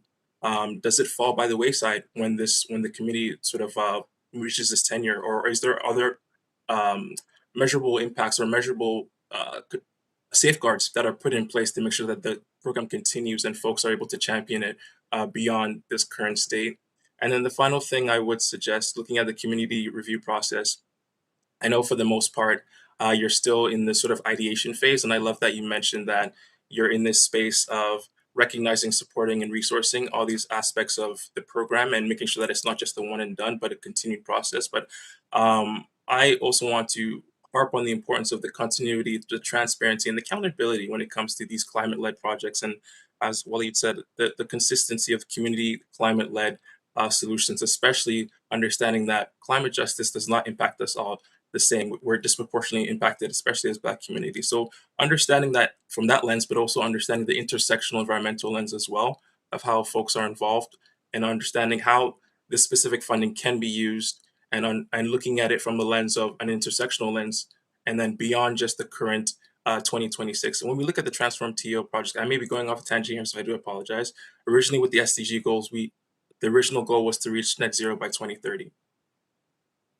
That's not looking too great right now. So with this new 2040 timeline, how can we ensure that the city, along with all the folks that are championing these projects, are able to be held to an accountable measure? But most importantly, the folks that are involved in the consultative process are able to be involved on it, not just in the beginning, but during and then post-programming as well. I'm happy to do any follow-ups, and also to also speak on my experience in supporting groups that have gone through these similar processes as well. Thank you.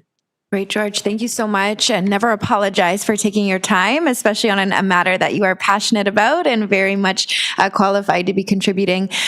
We are in questions, so I am going to take a couple of things that I heard from what you said, just to put those questions to staff specifically. And you'll get another opportunity for 5 more minutes on speaking if you want to provide additional feedback to those, to your experiences and what you see as helping to strengthen. But what I took away from that was just around how are we ensuring the accountability piece, or what are the sort of vision around the accountability piece, as well as continuity of participation from co-design all the way to post-delivery and sort of tracking outcomes. So if you guys could highlight a couple pieces on that, and then I think we will move to questions. I believe that's our last questioner. Go ahead.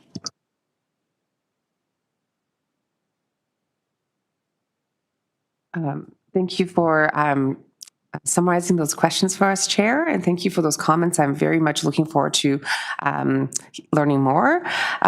So from an overall, I think, transparency and accountability perspective for the city on climate action, that's the work that we're doing on Transform TO overall with the leadership of council. And I understand that there's always we're always caught in the sort of the dynamic of that urgent climate emergency and the reality of the speed of government because of the way where we are as a municipal government, and how that's situated in the overall regional provincial, federal, and global scale. And so I just want to let you know that we are annually reporting on our Transform TO efforts.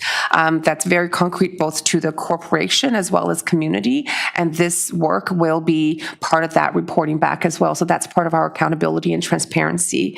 We'll regularly, when those items go through committee, there will be an opportunity for the public to ask questions and for committee to ask us questions. And that's part of the accountability and transparency as well. I'll ask Evan to answer the other question. Yeah, sorry, thank you. And through you to the chair, thank you for those questions and those comments. I look forward to connecting with you in the future. It seems like you have a lot of good thoughts and ideas on this. Oh, sorry. To touch on one of the first things you mentioned there, if for people who might fall short of the program and how we can, work with them to continue their success and, an overall longevity of this program. We also have another program with the city, the Neighborhood Climate Action Champions program. And, I've talked with my fellow staff about how we could say, maybe if someone doesn't get through this application process, they might be a great candidate for that program where they get more mentorship and teaching and training as well through that. So making those kind of connections with our other city programs is one way I look to support and, continue the longevity of this work.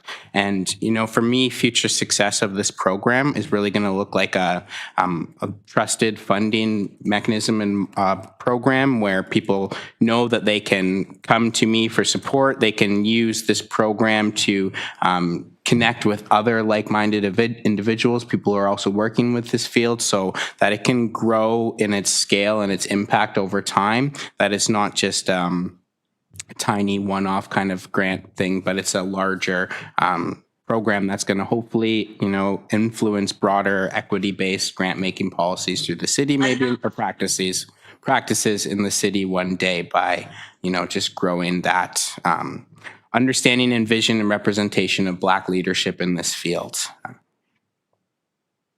Thanks. Thank you so much, Evan. We're just doing a final call for questions on that. I believe we've run through our list. We will move into speakers. So any comments? I see Nicholas. Any other speakers with additional feedback or comments on this item for staff before we close it out? Seeing only Nicholas. Nicholas, go ahead. I'll restart your time. You've got 5 minutes. Go ahead. Thank you very much, Madam Chair, for the opportunity to speak on this item.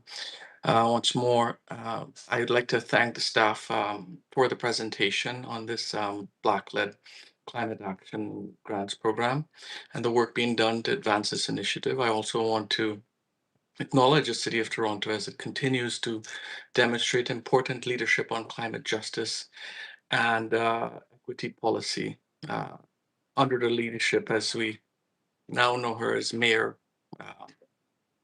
Crolivia Chow. It's encouraging to see the recognition that Black communities are disproportionately impacted by climate change, while also facing barriers and accessing climate funding. So I want to speak on the 3 items that staff has presented in terms of the feedback that they're looking for. And I think accessibility has a major, in terms of the first point, accessibility has a major focus, has to be a major focus of the program. Many grassroots organizations that are Black are already doing important work on climate resilience and community care, but have not have formal grant writing capacity or established relationships with the city. And you would have heard from member Amo and Moscow that in terms of having access to these supports. So I would encourage the city to consider a simplified application process, barrier-free application support workshops, uh, flexible reporting requirements, and multilingual community-based outreach, advancing funding rather than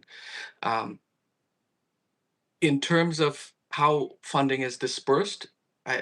It would be important, particularly for grassroots organizations, that funding is advanced rather on a reimbursement model, because many of these organizations don't have the capacity to do work up front and then to be reimbursed. So those models won't work.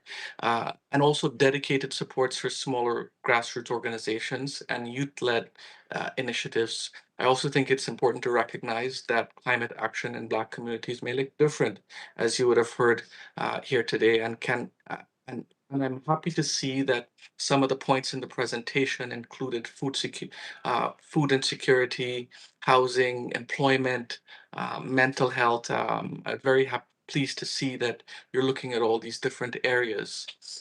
Second, with respect to defining Black-led, I think the definition should balance accountability as well as with inclusion. It should not simply mean having one Black staff member or symbolic representation. There should be meaningful Black leadership in governance, in decision making, and in organizational direction. At the same time, whether you want to qualify that as 50%, more than 50% of the board of directors or governance structure, if it's informal, is Black led. I think those considerations must be factored in. At the same time, the definition should not become so rigid or bureaucratic that it includes smaller grassroots or emerging organizations that that are deeply connected to Black communities, but may not uh, have that formal infrastructure. And on the final point, I think the review process should meaningfully involve Black community members with diverse experiences and expertise, including grassroots leaders, youth, environmental justice advocates, people with lived experience in affected communities, and representatives from Black-led organizations.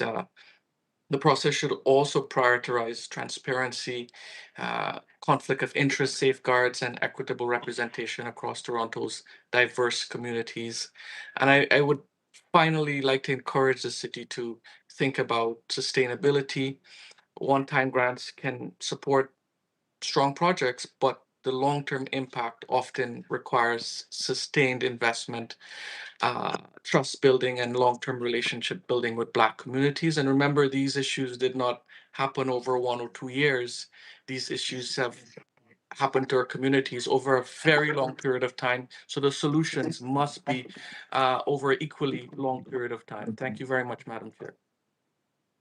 Thank you, Nicholas. Very well said. I see some claps around the screen. Lots of cosigns for that message. And again, I think to the team here today, there's a lot of enthusiasm, passion, and experience amongst committee members here on this file. And so I look forward to those future connection points and opportunities to further provide feedback. Was there any other members looking to speak on this item? Seeing none, I will just say briefly, many thanks to the team for this really, really incredible project. It's great to see you, Evan, there situated as a full-time lead on this file. I know this is something, as we heard from committee members, is an important start to continue much of the good work we're doing. And I know as well that the scaling of this work and sustainability of this work is really critical. When we talk about infrastructure within communities that are historically underserved, this is exactly what we mean.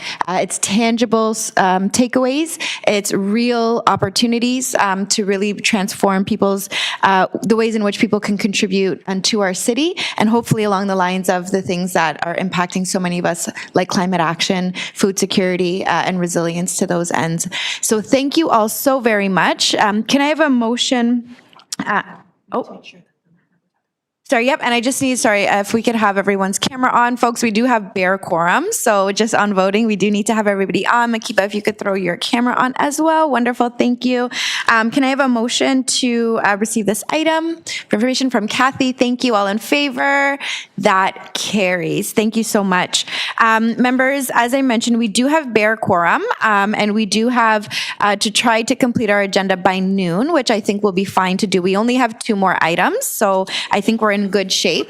I am just going to reorder the agenda very quickly to dispense of the fourth item, which is really an administrative piece around the vacancy on the Confronting Anti-Black Racism Advisory Committee. There's a letter attached to our agenda from the city clerk to let us know of the resignation from Waleed, who's here with us as well today as a speaker, to this committee effective April 15th, 2026. We want to thank Waleed, perfect timing Waleed, for his contributions to this committee and to the work of city building here in Toronto, which I know he will remain committed to. And members, any questions on this item? Seeing none, any speakers to this item? Seeing none. We just need to have a motion to receive the item. Can I get a motion? Thank you, Nicholas. All in favor? That opposed, carried. Thank you so much. So we just have one final item of business before us this morning. We have a presentation and 2 registered speakers. So we will, as usual, go ahead with presentation from staff. We want to welcome the team. Kemba Bayam, our manager for Confronting Anti-Black Racism's unit here at the city at Social Development, is here to give a presentation along with colleagues. So I trust you all to introduce yourselves. We'll move through the presentation, hear from our speaker, and then take it into committee. Thank you. Kemba, over to you. Thank you so very much, Madam Chair. Good morning to you and members of the Confronting Anti-Black Racism Advisory Committee. I'd like to thank my colleague Janelle Anderson, who's going to be advancing the slides. I'm not as talented as Evan to advance slides and speak, so give thanks for that opportunity. And so we're here to present the Year 5 update on the Toronto Action Plan to confront anti-Black racism, and really to share some of the key impacts delivered in the final year of this plan. The Year 5 update report package was considered at Economic and Community Development Committee on April 9, 2026, and was received for information. Supporting the report, the package included a Year 5 implementation summary and a community update on the Black Food Sovereignty Plan. The full report and the attachments can be found on the Confronting Anti-Black Racism webpage or through the City of Toronto's Toronto Meeting Management Information System webpage. So this morning's presentation will briefly cover about 4 areas. First, we'll confirm the overall progress achieved across the full 5 years of implementation. This is from 2018 to 2024. It's actually a little bit longer than 5 years because of the COVID-19 pandemic. Secondly, we will provide a Year 5 implementation update, which represents the final year of the current plan, and that's from 2023 through to 2024. Third, we're going to outline our legacy initiatives, including the Black Mandated Funding Framework, the Black Food Sovereignty Plan, and Growing in Place, which continue beyond the first years of the plan, and they're really long-term streams of work requiring sustained investment, partnership, and implementation. And finally, we're going to outline our priority activities that will continue through to 2026 and into early 2027 with our next phase of work on the renewed 10-year action plan to confront anti-Black racism being developed, as well as we're going to give some implementation updates and community stories that demonstrate the impacts of the Black Food Sovereignty Plan. So the the Toronto Action Plan to confront anti-Black racism was first adopted unanimously by City Council in 2017. Just to set the stage, it really established 22 recommendations and 80 actions to address systemic anti-Black racism and to improve access to opportunities and services for Black Torontonians. Importantly, the plan mobilized over 30 city divisions, agencies, and boards alongside community organizations to embed an anti-Black racism analysis into policy, programs, and service delivery across the City of Toronto.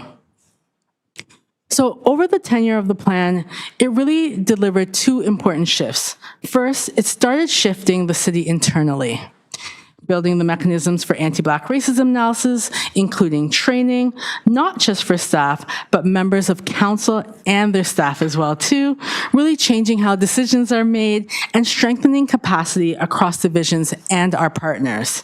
Second, it accelerated resources and opportunities outward, supporting community-led work, strengthening pathways to jobs and economic opportunities, while moving specific systems in ways that residents could actually feel. So that combination, internal capacity plus community-facing delivery, is really the foundation that we're standing on right now. Today, what have we seen? We've seen 96% of the 80 actions have been completed, with the remaining projects continuing as multi-year initiatives, which we're expecting to finalize in early 2027. We've had 182 partnerships that have been established with Black-led and Black-serving organizations to support implementation. More than 47,000 Black residents have participated in programs, services, and community initiatives that were supported through the action plan. We've had over 58,000 city staff and partners complete anti-Black racism learning, which is strengthening institutional capacity across the corporation. And Toronto's work in confronting anti-Black racism has also positioned the city as a leader with 4 other governmental bodies, including Peel Region, Newmarket, Halifax, and as far as Switzerland, who have sought training and consultation to inform their own approaches. And those are actually just the ones that we know of.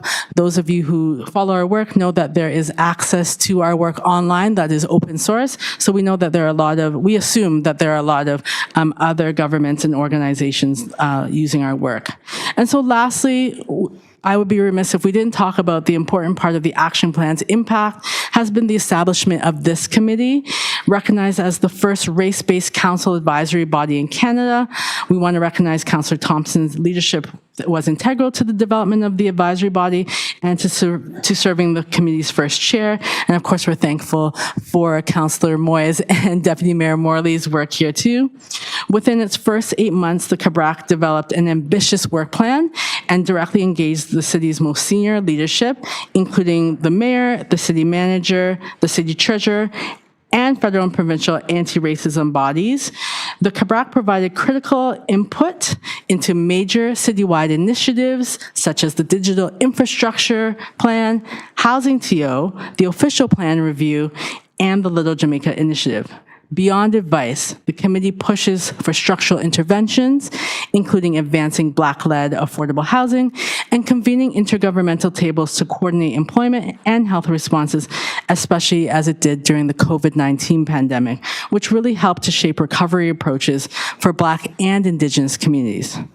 And so I want to highlight the social impact of these strategic investments as the action plan supports community capacity, improves service access, and addresses barriers, which also help to reduce long-term pressures on public systems while strengthening opportunities for well-being for residents. So year 5 represents the final implementation period for the action plan, and that covers the period of January 2023 through to December 2024. During this period, 34 community partners and city divisions worked together to advance 32 actions. Some of the highlights that we saw were around pathways to employment for Black youth. Through Parks and Recreation employment programs, we had 229 employment readiness sessions were delivered, 734 youth completed workshops, 602 youth obtained first aid certification, and 206 youth were hired into recreation roles. And important to note here is that social development with city clerks and the Urban Alliance on Race Relations have continued to support civic engagement and leadership through the Diversity Youth Fellowship with the important stream of the Black Youth Fellowship. These initiatives help to create early employment pathways and leadership opportunities for young people across the city. Earlier, we heard some questions about work with Black children and families. We're proud that we were able to work with our friends at Children's Services through the Innovation and Grant, reimagining the early years for Black children and families. We saw 12 early on agencies receive grants to partner with Black mandated organizations. That grant consisted of over 1.6 million in funding through that grant in 2023 and 2024. These partnerships expanded culturally responsive literacy programs, parenting supports, and early learning opportunities for Black families. In talking about Black mental health support pathways, Toronto Employment Social Services invested $200,000 to pilot a Black mental health supports pathways, and this was in partnership with Taibu Community Health Center. This initiative aimed to support Black youth and families' mental health by enhancing access to timely, culturally safe, and trauma-informed supports rooted in the social determinants of health. So I did say that we're going to talk about our legacy initiative. The action plan also established several long-term initiatives that continue beyond the implementation period. We talked a bit about earlier the Black mandated funding framework, which addresses historic barriers to funding by improving access to Black-led, Black-serving, and Black mandated organizations. In 2023 and 2024, a total of $3.5 million was delivered to B3 organizations. The Black Food Sovereignty Plan is advancing community-led food systems, improving culturally relevant food access, while strengthening economic opportunities across the Black food ecosystem. One highlight through the Black Food Sovereignty Plan is the Black Experience Pavilion, which was established at the Restaurants Canada trade show and has provided complimentary access for over 400 Black attendees who historically have not had access to this trade show. The pavilion showcased over 50 Black-owned businesses and entrepreneurs annually and has been doing that since 2023. The Growing in Place framework addresses displacement and gentrification pressures by supporting commercial resilience for Black businesses and strengthening policy tools to prevent displacement. The city is partnering with the University of Toronto School of Cities in advancing a tool to map and track displacement risk across priority neighborhoods. One example of the framework in action is the Jane and Finch Community Development Plan, which ensures that strategic, equity-focused interventions accompany new transit and development investments in neighborhoods with a history of underinvestment. I'm going to quickly go over as to why this work continues. Based on the conversations that we've heard today, we know that this committee understands that, but just to have it on record, it's important for us to note that while the progress has been made, Black communities continue to experience disproportionate barriers across several determinants of well-being. Community engagement continues to highlight the need for sustained action in areas such as housing stability, affordability, and displacement prevention, which includes the over-representation of Black residents in homelessness or being in a house, and strengthening pathways to stable and affordable housing, food security and cost of living pressures, employment pathways and income security, as well as community safety and culturally responsive health supports. At the same time, this work remains foundational to broader city priorities. The action plan helps to advance key strategies such as poverty reduction, youth equity, safe TO, housing TO, Toronto Strong Neighborhood Strategy, strengthening the city's ability to deliver more equitable and effective outcomes. Now, the ongoing work is already translating into tangible impacts by improving access to services, strengthening community capacity, and supporting resident well-being. Importantly, this is long-term intergenerational work. We know that sustained commitment is required to build on progress and ensure that these gains continue to be felt across all communities. Now, the action plan has been and continues to be grounded in the principle of targeted universalism. This means working towards universal goals such as safety, stability, and opportunity while designing targeted strategies for communities experiencing the greatest barriers. A targeted universal approach often strengthens services where everyone benefits. For example, we saw through this work, vaccine equity infrastructure developed through partnerships with Black communities, informed culturally responsive outreach models used across the city, non-police crisis response models such as the Toronto Community Crisis Service provide safer alternatives for mental health crises, and identity-affirming programming such as the Drag Masterclass initiative created safer spaces for queer and trans youth while strengthening broader models of inclusion. So as we look ahead, Toronto City Council directed the Confronting Anti-Black Racism Unit to develop a renewed 10-year action plan to confront anti-Black racism. which we anticipate will come forward in the second quarter of 2027. To support this work, staff, we conducted extensive engagement across the city between March and October of 2024. And through that, we worked with over 30 Black-led organizations. From that, 134 engagement sessions were held, and we were able to reach over 5,000 residents and staff. Last year, we also convened community organizations, subject matter experts, and city divisions to refine proposed actions and measures of success. While the new plan is continuing to be developed, the CABR unit will continue advancing priority work, including advancing housing delivery and capacity building across the Black housing sector, developing customized training in partnership with the Housing Secretariat to strengthen housing stabilization initiatives that support Black communities, including the rent bank and eviction prevention in the community programs, which is also known as EPIC. We're going to continue the work of the Black Food Sovereignty Plan, including supporting the development of a community-led commercial kitchen. I'm proud that we're advancing an initiative entitled Strength in Numbers, a community data capacity building project with Black mandated community partners to strengthen their monitoring and evaluation capacity as they continue to identify and apply for funding supports within the city and through other avenues. And of course, we will continue to deliver our learning opportunities such as Black History Month, Black Mental Health Week, and Emancipation Month. With that, I would like to thank you, Madam Chair, and the rest of the committee for this opportunity to present today. We will be happy to answer any questions after our speakers. Thank you very much for the incredible work and for that presentation. I'm sure we'll have a great discussion about it momentarily. We'll invite you guys back to the staff side of the table, and we do have two speakers on this item. Our first speaker is Walid Kugalig Ali, and our second speaker is Cheryl Case from Community in Public. We'll go ahead, let Walid get settled into the desk here. Walid, you'll have 5 minutes to address the committee, and then we'll look online for Cheryl before we bring it into committee. Go ahead, you've got 5 minutes. Sorry, Cheryl, you're unmuted. We can hear you, but we'll call on you in a moment once Walid has his 5 minutes. Thank you.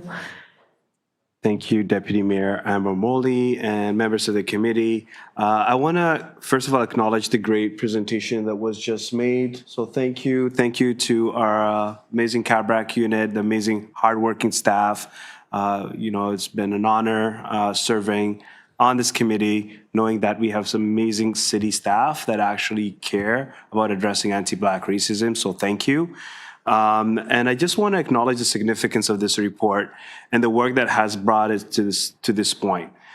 Toronto's action plan to confront anti-Black racism was unanimously approved by City Council in 2017 as Canada's first municipal anti-Black racism strategy.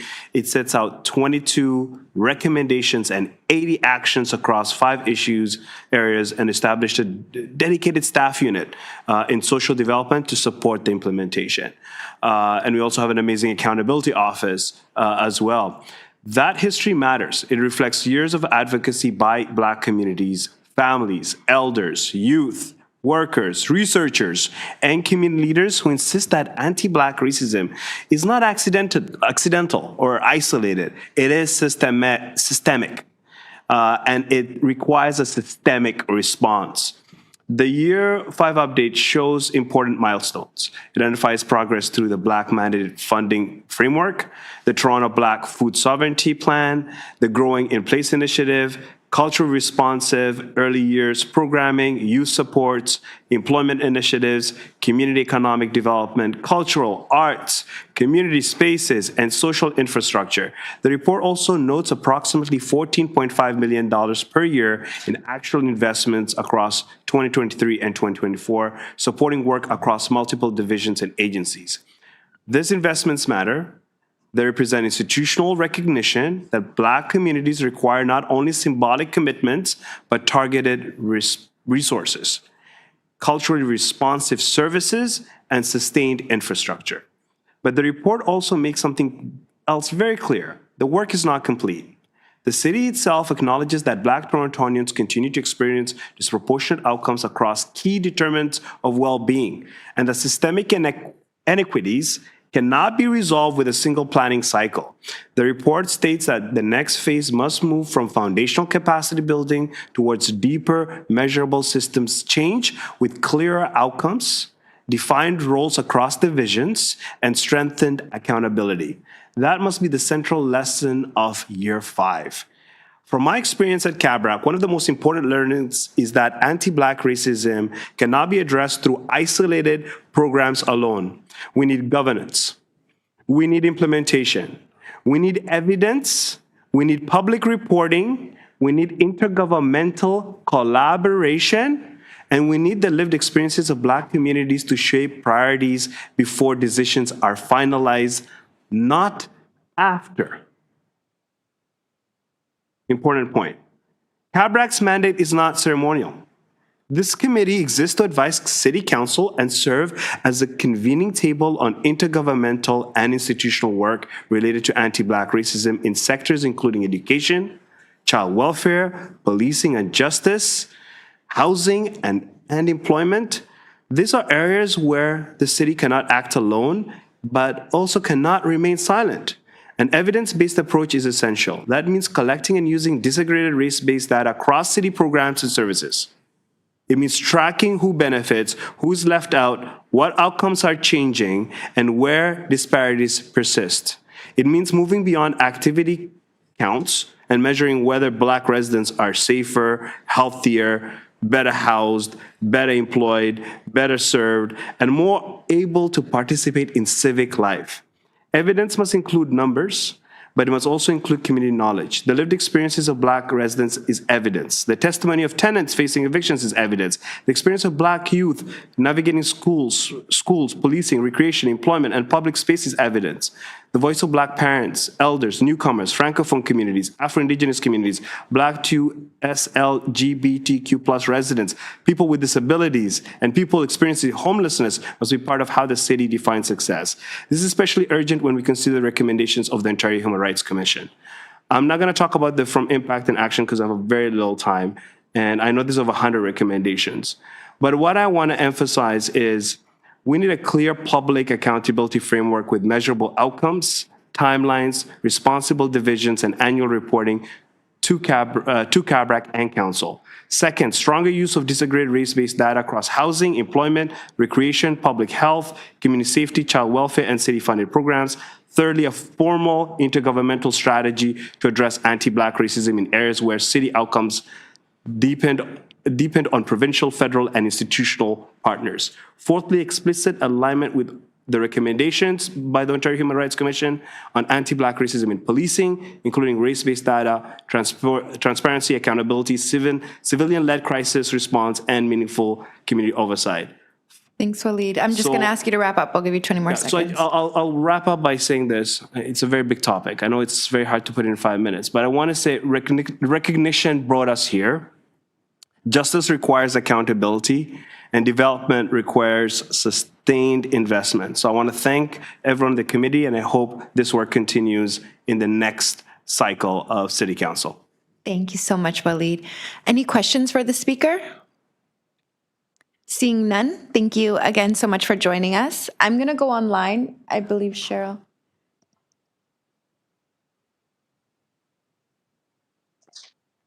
Can you hear me? Yep, sorry, Cheryl, we got you. We have you on video and we can hear you loud and clear. You've got 5 minutes to address the committee. Hi, little one, and go ahead. Thank you. In my backyard.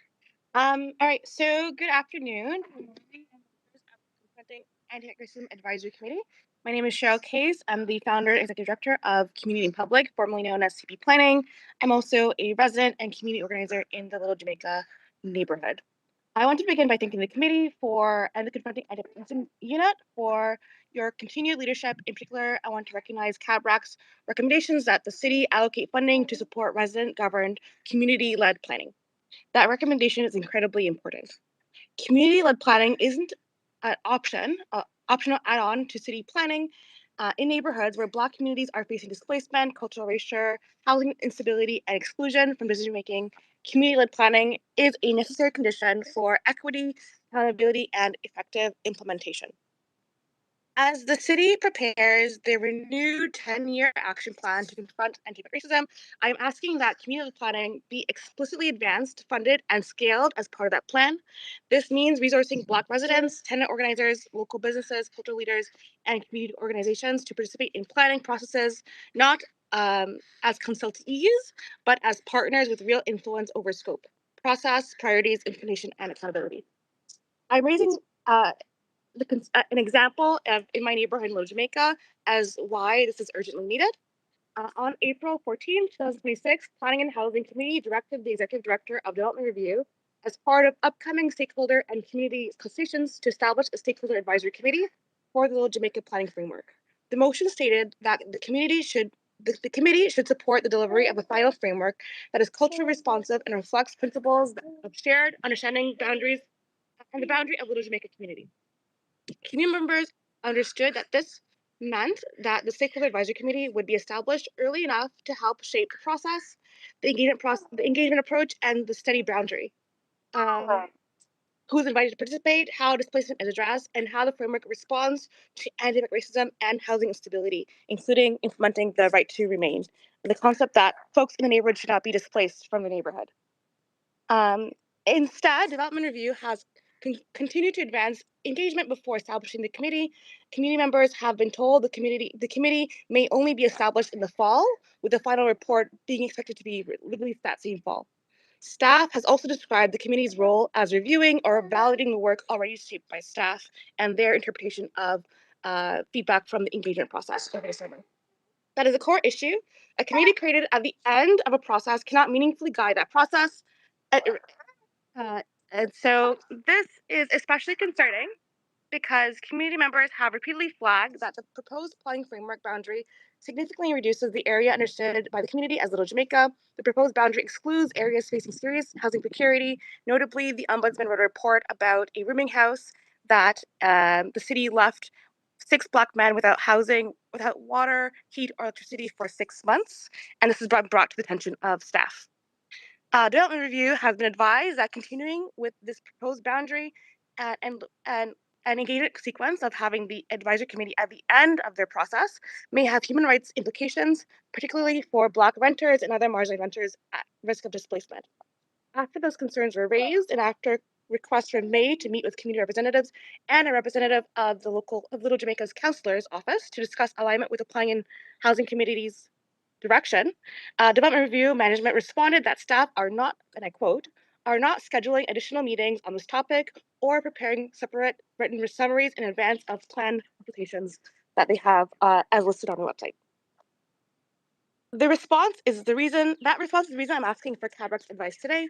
When housing rights concerning anti-displacement and anti-racism and housing rights are brought up in the city planning processes, what is the appropriate accountability pathway?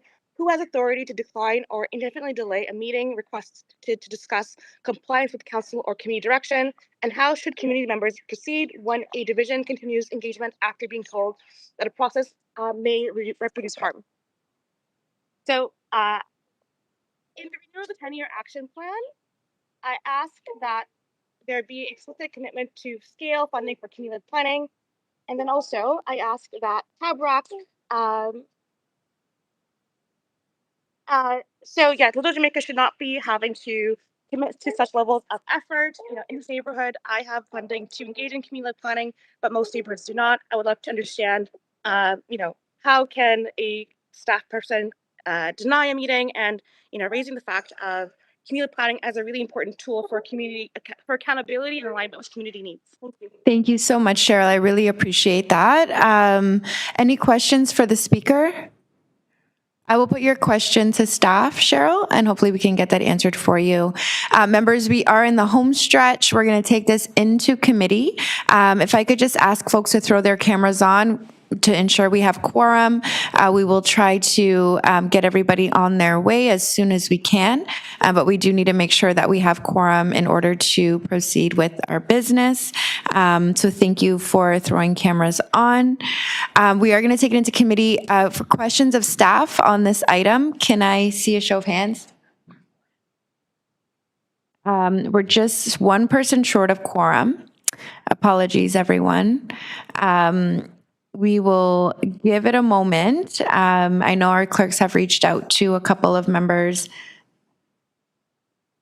who had to drop in hopes that they're able to rejoin us.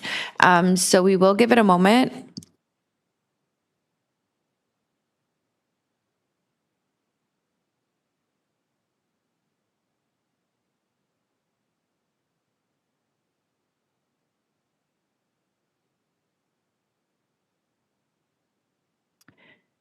So look at us here at the end of our term, at the end of the meeting, and we're just one person short.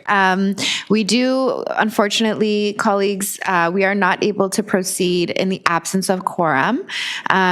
Typically, if someone was still on but off video, we would call to them to turn on. Unfortunately, we don't have that ability in this moment. So I will look to the clerks for advice. We'll just maybe give it 1 or 2 additional moments to see.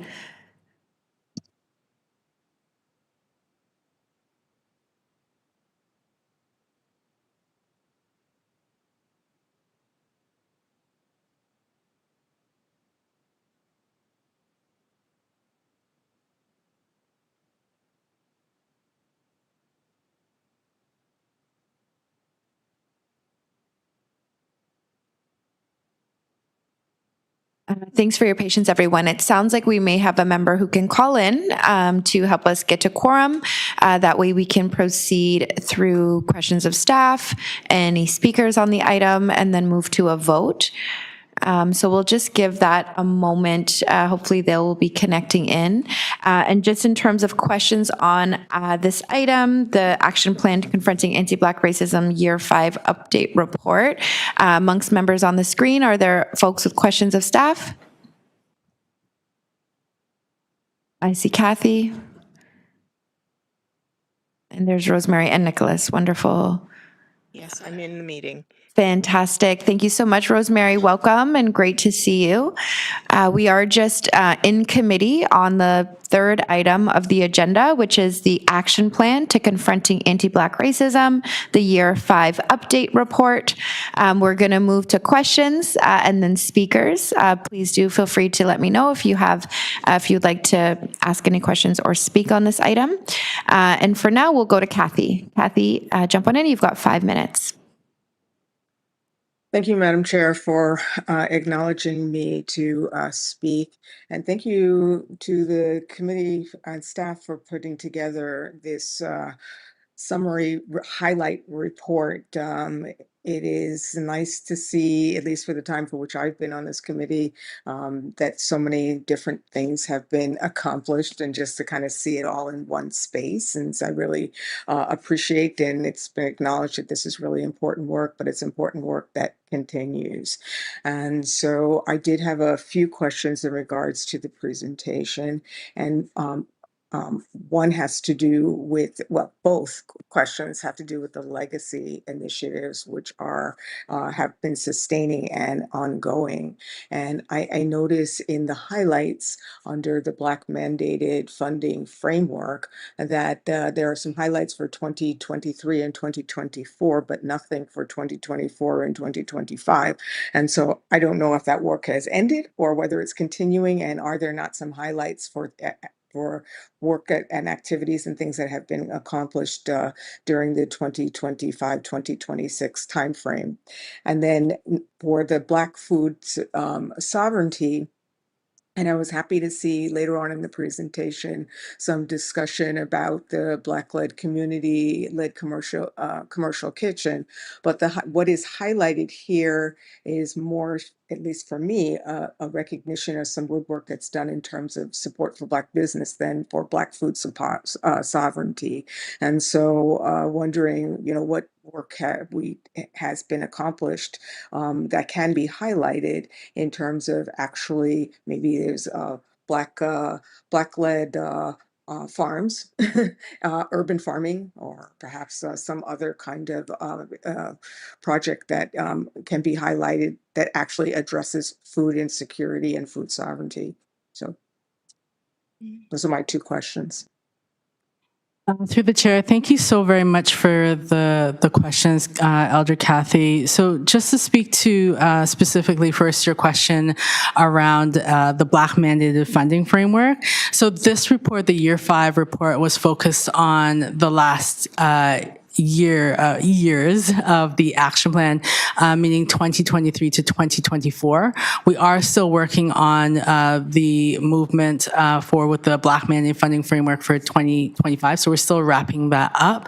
But the work does continue. The Confronting Anti-Black Racism Unit is working. I think we meet bi-weekly with our colleagues in the Community Funding Unit to look at how we can ensure that we advance this funding so it makes sense for the different types of organizations who are applying for this. So we know that we have really established organizations who are doing work, and we also have grassroots organizations, and we want to make sure that we right-size the funding for those groups. So there's a consistent dialogue and partnership with our colleagues in the Community Funding Unit to do that. So we will have some information on that. Like I said, we are wrapping up the report, but it has not stopped. It is definitely still going.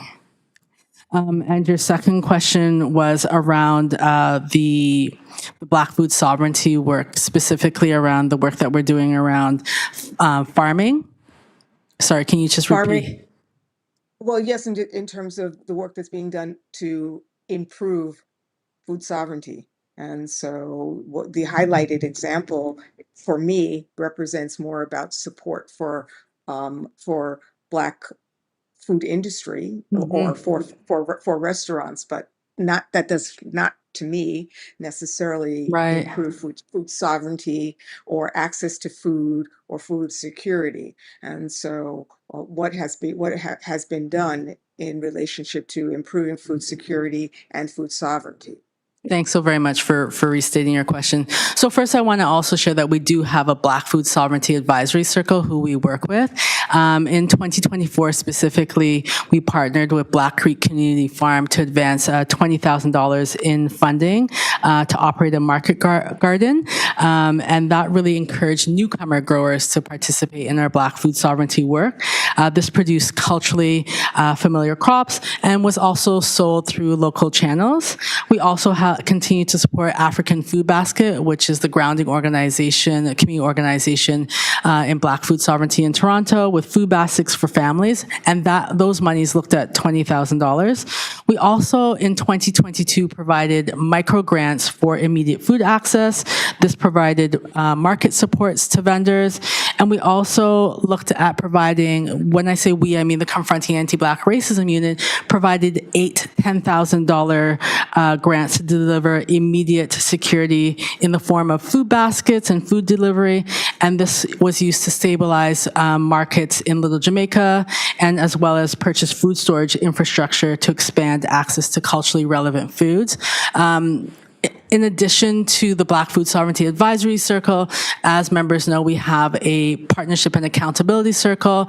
We actually met with them last night and was talking with them about what does it mean to advance access to folks with disabilities on farms, because this year part of our focus for Emancipation Month is looking at centering Black disabled communities and looking at Black disability justice. And in speaking with one of our Black Food Sovereignty Advisory Circle members, it came up what does it look like to do Black food sovereignty work, as well as making sure that our farm spaces are accessible. So we are starting that journey to make sure that we can make farms accessible for everyone.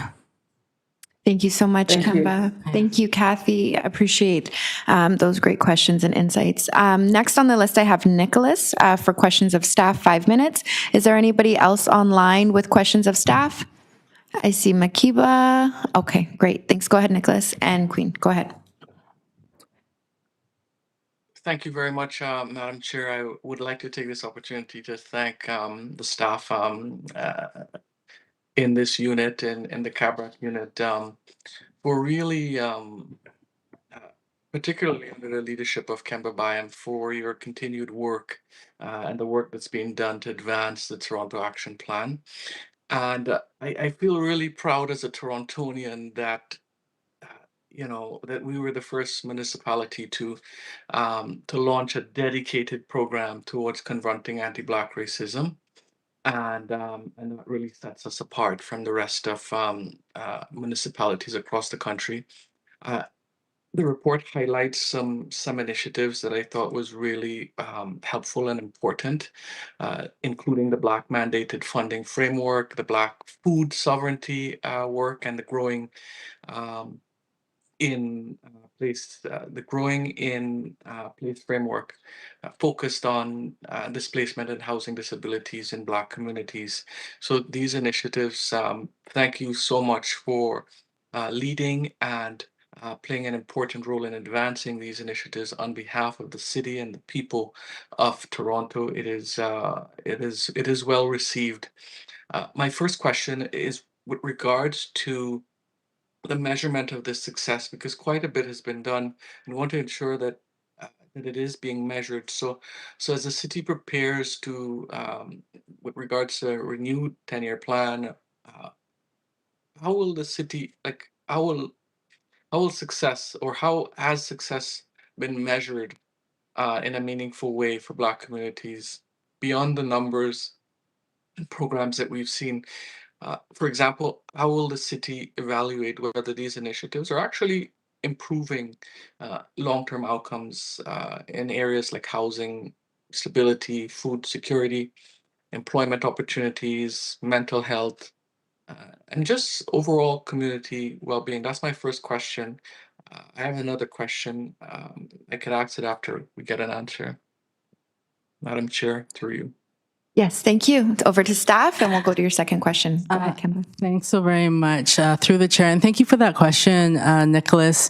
So here's the thing, the ways in which that we have assessed our success has really been through qualitative feedback. So we did share a lot of numbers with you today, and we have done this through getting feedback, not just through the Confronting Anti-Black Racism Advisory Committee, but also through our Partnership and Accountability Circle, and the ways in which we have a reporting process where we have consultations, and we have the City Lead Circle, which you heard mentioned earlier, where we have divisions feeding through to us what are the changes that they are seeing.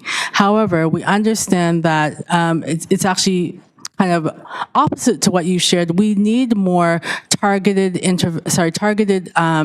outcomes to identify how our Black community members are receiving and experiencing any structural barriers to the work. So we do have a lot of qualitative information as to how these interventions are benefiting Black communities, but what we have been doing over the last couple of years is that we have been looking at, for the next 10-year action plan, how are we making sure that we have success indicators and targets that we can demonstrate over the next 10 years how Black Torontonians and other communities are benefiting from the work that we've done. So that's what we're strengthening. As I shared in my presentation, we've worked with evaluators to make sure that, and going back to not just Black communities, but going through and partnering with our divisions to look at how we're ensuring that we can specifically identify the outcomes through the data that we're collecting. Thank you very much, Madam Chair, for that response. My second question is with regards to there are many of the initiatives described in the report require sustained investment and long-term trust building with Black communities. So how is the city working to ensure that this work remains sustained and protected beyond changes in, well, I suppose, political priorities, or leadership, or budget pressures? Ooh, I think that's a big question. But in all seriousness, it is important for us as the Confronting Anti-Black Racism Unit, as we have been continuing to do from inception, making sure that we are working with city divisions to include in an anti-Black racism analysis, making sure that there is a continued return to Black communities and the Black mandated organizations to support those folks, not just at the outset in terms of a consultation, but really feeding back to communities as step-by-step what processes look like. From a political perspective, we know that our colleagues and clerks are making sure that civic engagement is a strong part of representation on city council to ensure that there are folks who represent the interests of Black communities. And even within our unit, we make sure have been making sure that we do civic engagement practices to make sure that Black communities know how to get involved. In terms of, this idea of protection, it's really the work of all of us to make sure that we continue to talk about the importance of this work and the legacy of this work, as well as how we at the city work with our communications partners to make sure that they identify that we had this plan and are continuing to move forward with a plan. And we have strong partnership in terms of with communications, with our communications division and how we advance publicizing the work, not just the Confronting Anti-Black Racism webpage, but also through our social media channels too. Great question, and I think a very important point that should be top of mind for all of us. Thank you, Nicholas. I have Makiba next. I know Makiba just popped off video, but Makiba, if you're with us and you're able to jump on and able to do your questions, I'll just give it one moment. If not, we'll go to Queen first, and then back over to Makiba. Queen, why don't you jump in? You got 5 minutes. Go ahead. Hi, thank you through the chair, and thank you, Kemba, for the amazing work you've been doing. I think we all appreciate being on this committee, and we're looking forward to see what's going to happen in the coming years. I just had a quick question in regards to the committee itself.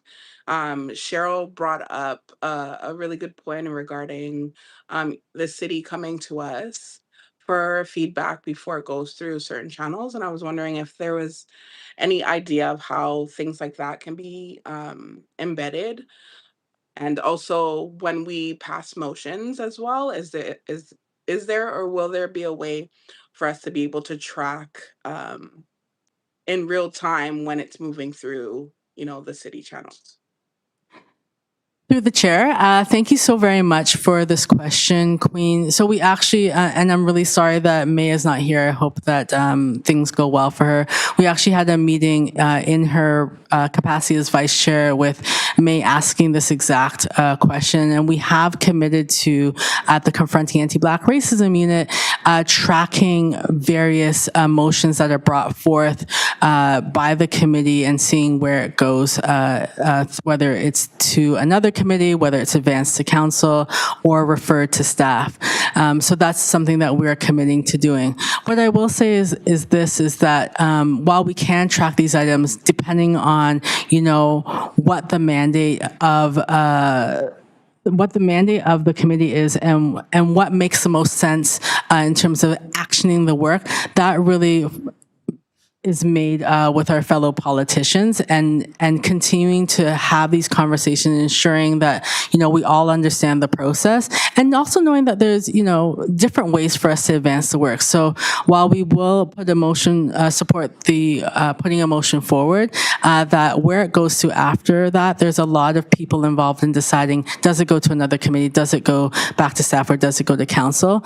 And that in the next iteration, of the CABRAC, if it's brought forward again, those are some things that we are prepared to discuss and have been discussing with May as well. Thank you so much, Kemba. Thank you. Thank you, Chair. Thank you, Queen. I appreciate that question. Makiba, I see you're back. We've got you next for questions. You've got 5 minutes. Go ahead. Good. Are we at afternoon yet? Yes. Good afternoon, everyone. Thank you so much for the opportunity to speak, and thank you so much for the presentation today.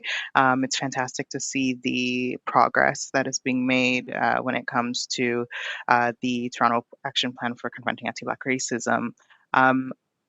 I will also apologize that my computer did cut out for the end your answer for Nicholas's question, and it is relevant. So if I do repeat myself, I do apologize.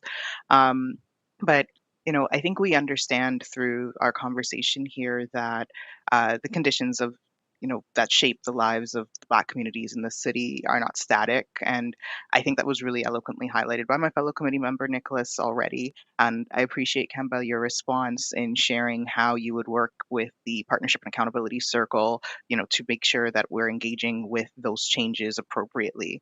My question builds on that regarding participation and expanding that. So, what are some of the ways in which outreach and community engagement is approached in order to bring as many voices from the Black community to the table? I did hear you mention encouraging civic participation, and my question is kind of just around more of those tangible strategies that have been put into place to make sure that we're expanding the number of voices at the table as well as the diversity of perspectives so we can really gauge what the success of the plan is. Yeah, thank you so very much. So a part of our work, in addition to the Partnership and Accountability Circle and the Confronting Anti-Black Racism Advisory Committee and the Black Food Sovereignty Advisory Circle, is that bi-weekly we are part of a partnership with our colleagues at the Community Development Unit and the United Way of Greater Toronto area, and it's the Black Resilience Cluster. Now, this particular table features over 50 Black mandated organizations, and that is another way in which we engage in civic participation. We're also, we know the power of social media. We are moving in partnership with our colleagues at the Communications Division to create 2 new social media channels. We're going to be starting a LinkedIn as well as an Instagram account.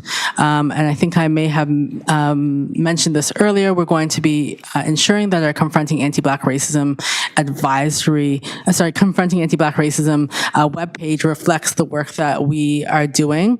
In addition to the civic engagement pieces that I noted earlier, it really needs to be about how members share this work in addition to the work that we're doing with our communications division. We're also going to be relaunching a quarterly newsletter where we can share the work that we are doing. And if you are out, you are seeing that we are out in spaces talking about our work as much as we can as well too. And we also invite community members to invite us to spaces, whether it's just to come and be present and network and socialize with folks, or if it's to come and speak on particular matters. We oftentimes are in consultations and spaces around things that we don't often get a chance to talk about. I will go on record in saying that we are the hardest working unit in the city because our work means that we are sitting on various tables and informing the work that we're often not seen in. It's a lot of behind the scenes work, and it's not until someone watches Kabrak or reads a report that they see, oh my gosh, how many times, I think I saw, so we had a town hall the other day, and there was a note about how many reports the city produces each year. And I can't remember what the answer was. Maybe my colleagues will tell me. But if there was a search of how many times the Confronting Anti-Black Racism Unit or mention of the Toronto Action Plan to confront anti-Black racism was noted, people would maybe have a small inkling of the way in which the small but mighty team contributes to ensure that Black communities are considered in policies and practices and initiatives. Sorry, that was a bit long-winded. I apologize. I'm passionate about it.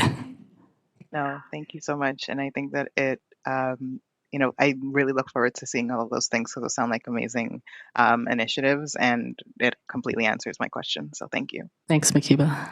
Thank you so much. Great work, everybody. Just final call for any additional questions on this item before we move to speakers. Seeing no more questions, anyone to speak on this item?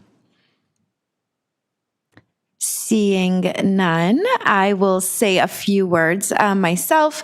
And I'll start my time here, though I don't typically use it. Again, I really think this conversation and the questions and feedback that we heard from members really affirms the incredible pride we have as Torontonians and certainly as Black Torontonians to be the first municipality leading in this work in such an intentional way with a dedicated staff team of folks who are ensuring that not only the work progresses through this table, as you so eloquently highlighted, Kemba, but that all divisions, all areas of city building work here in Toronto are deeply steeped in the kind of equity and inclusion that is foundational to our success as a city.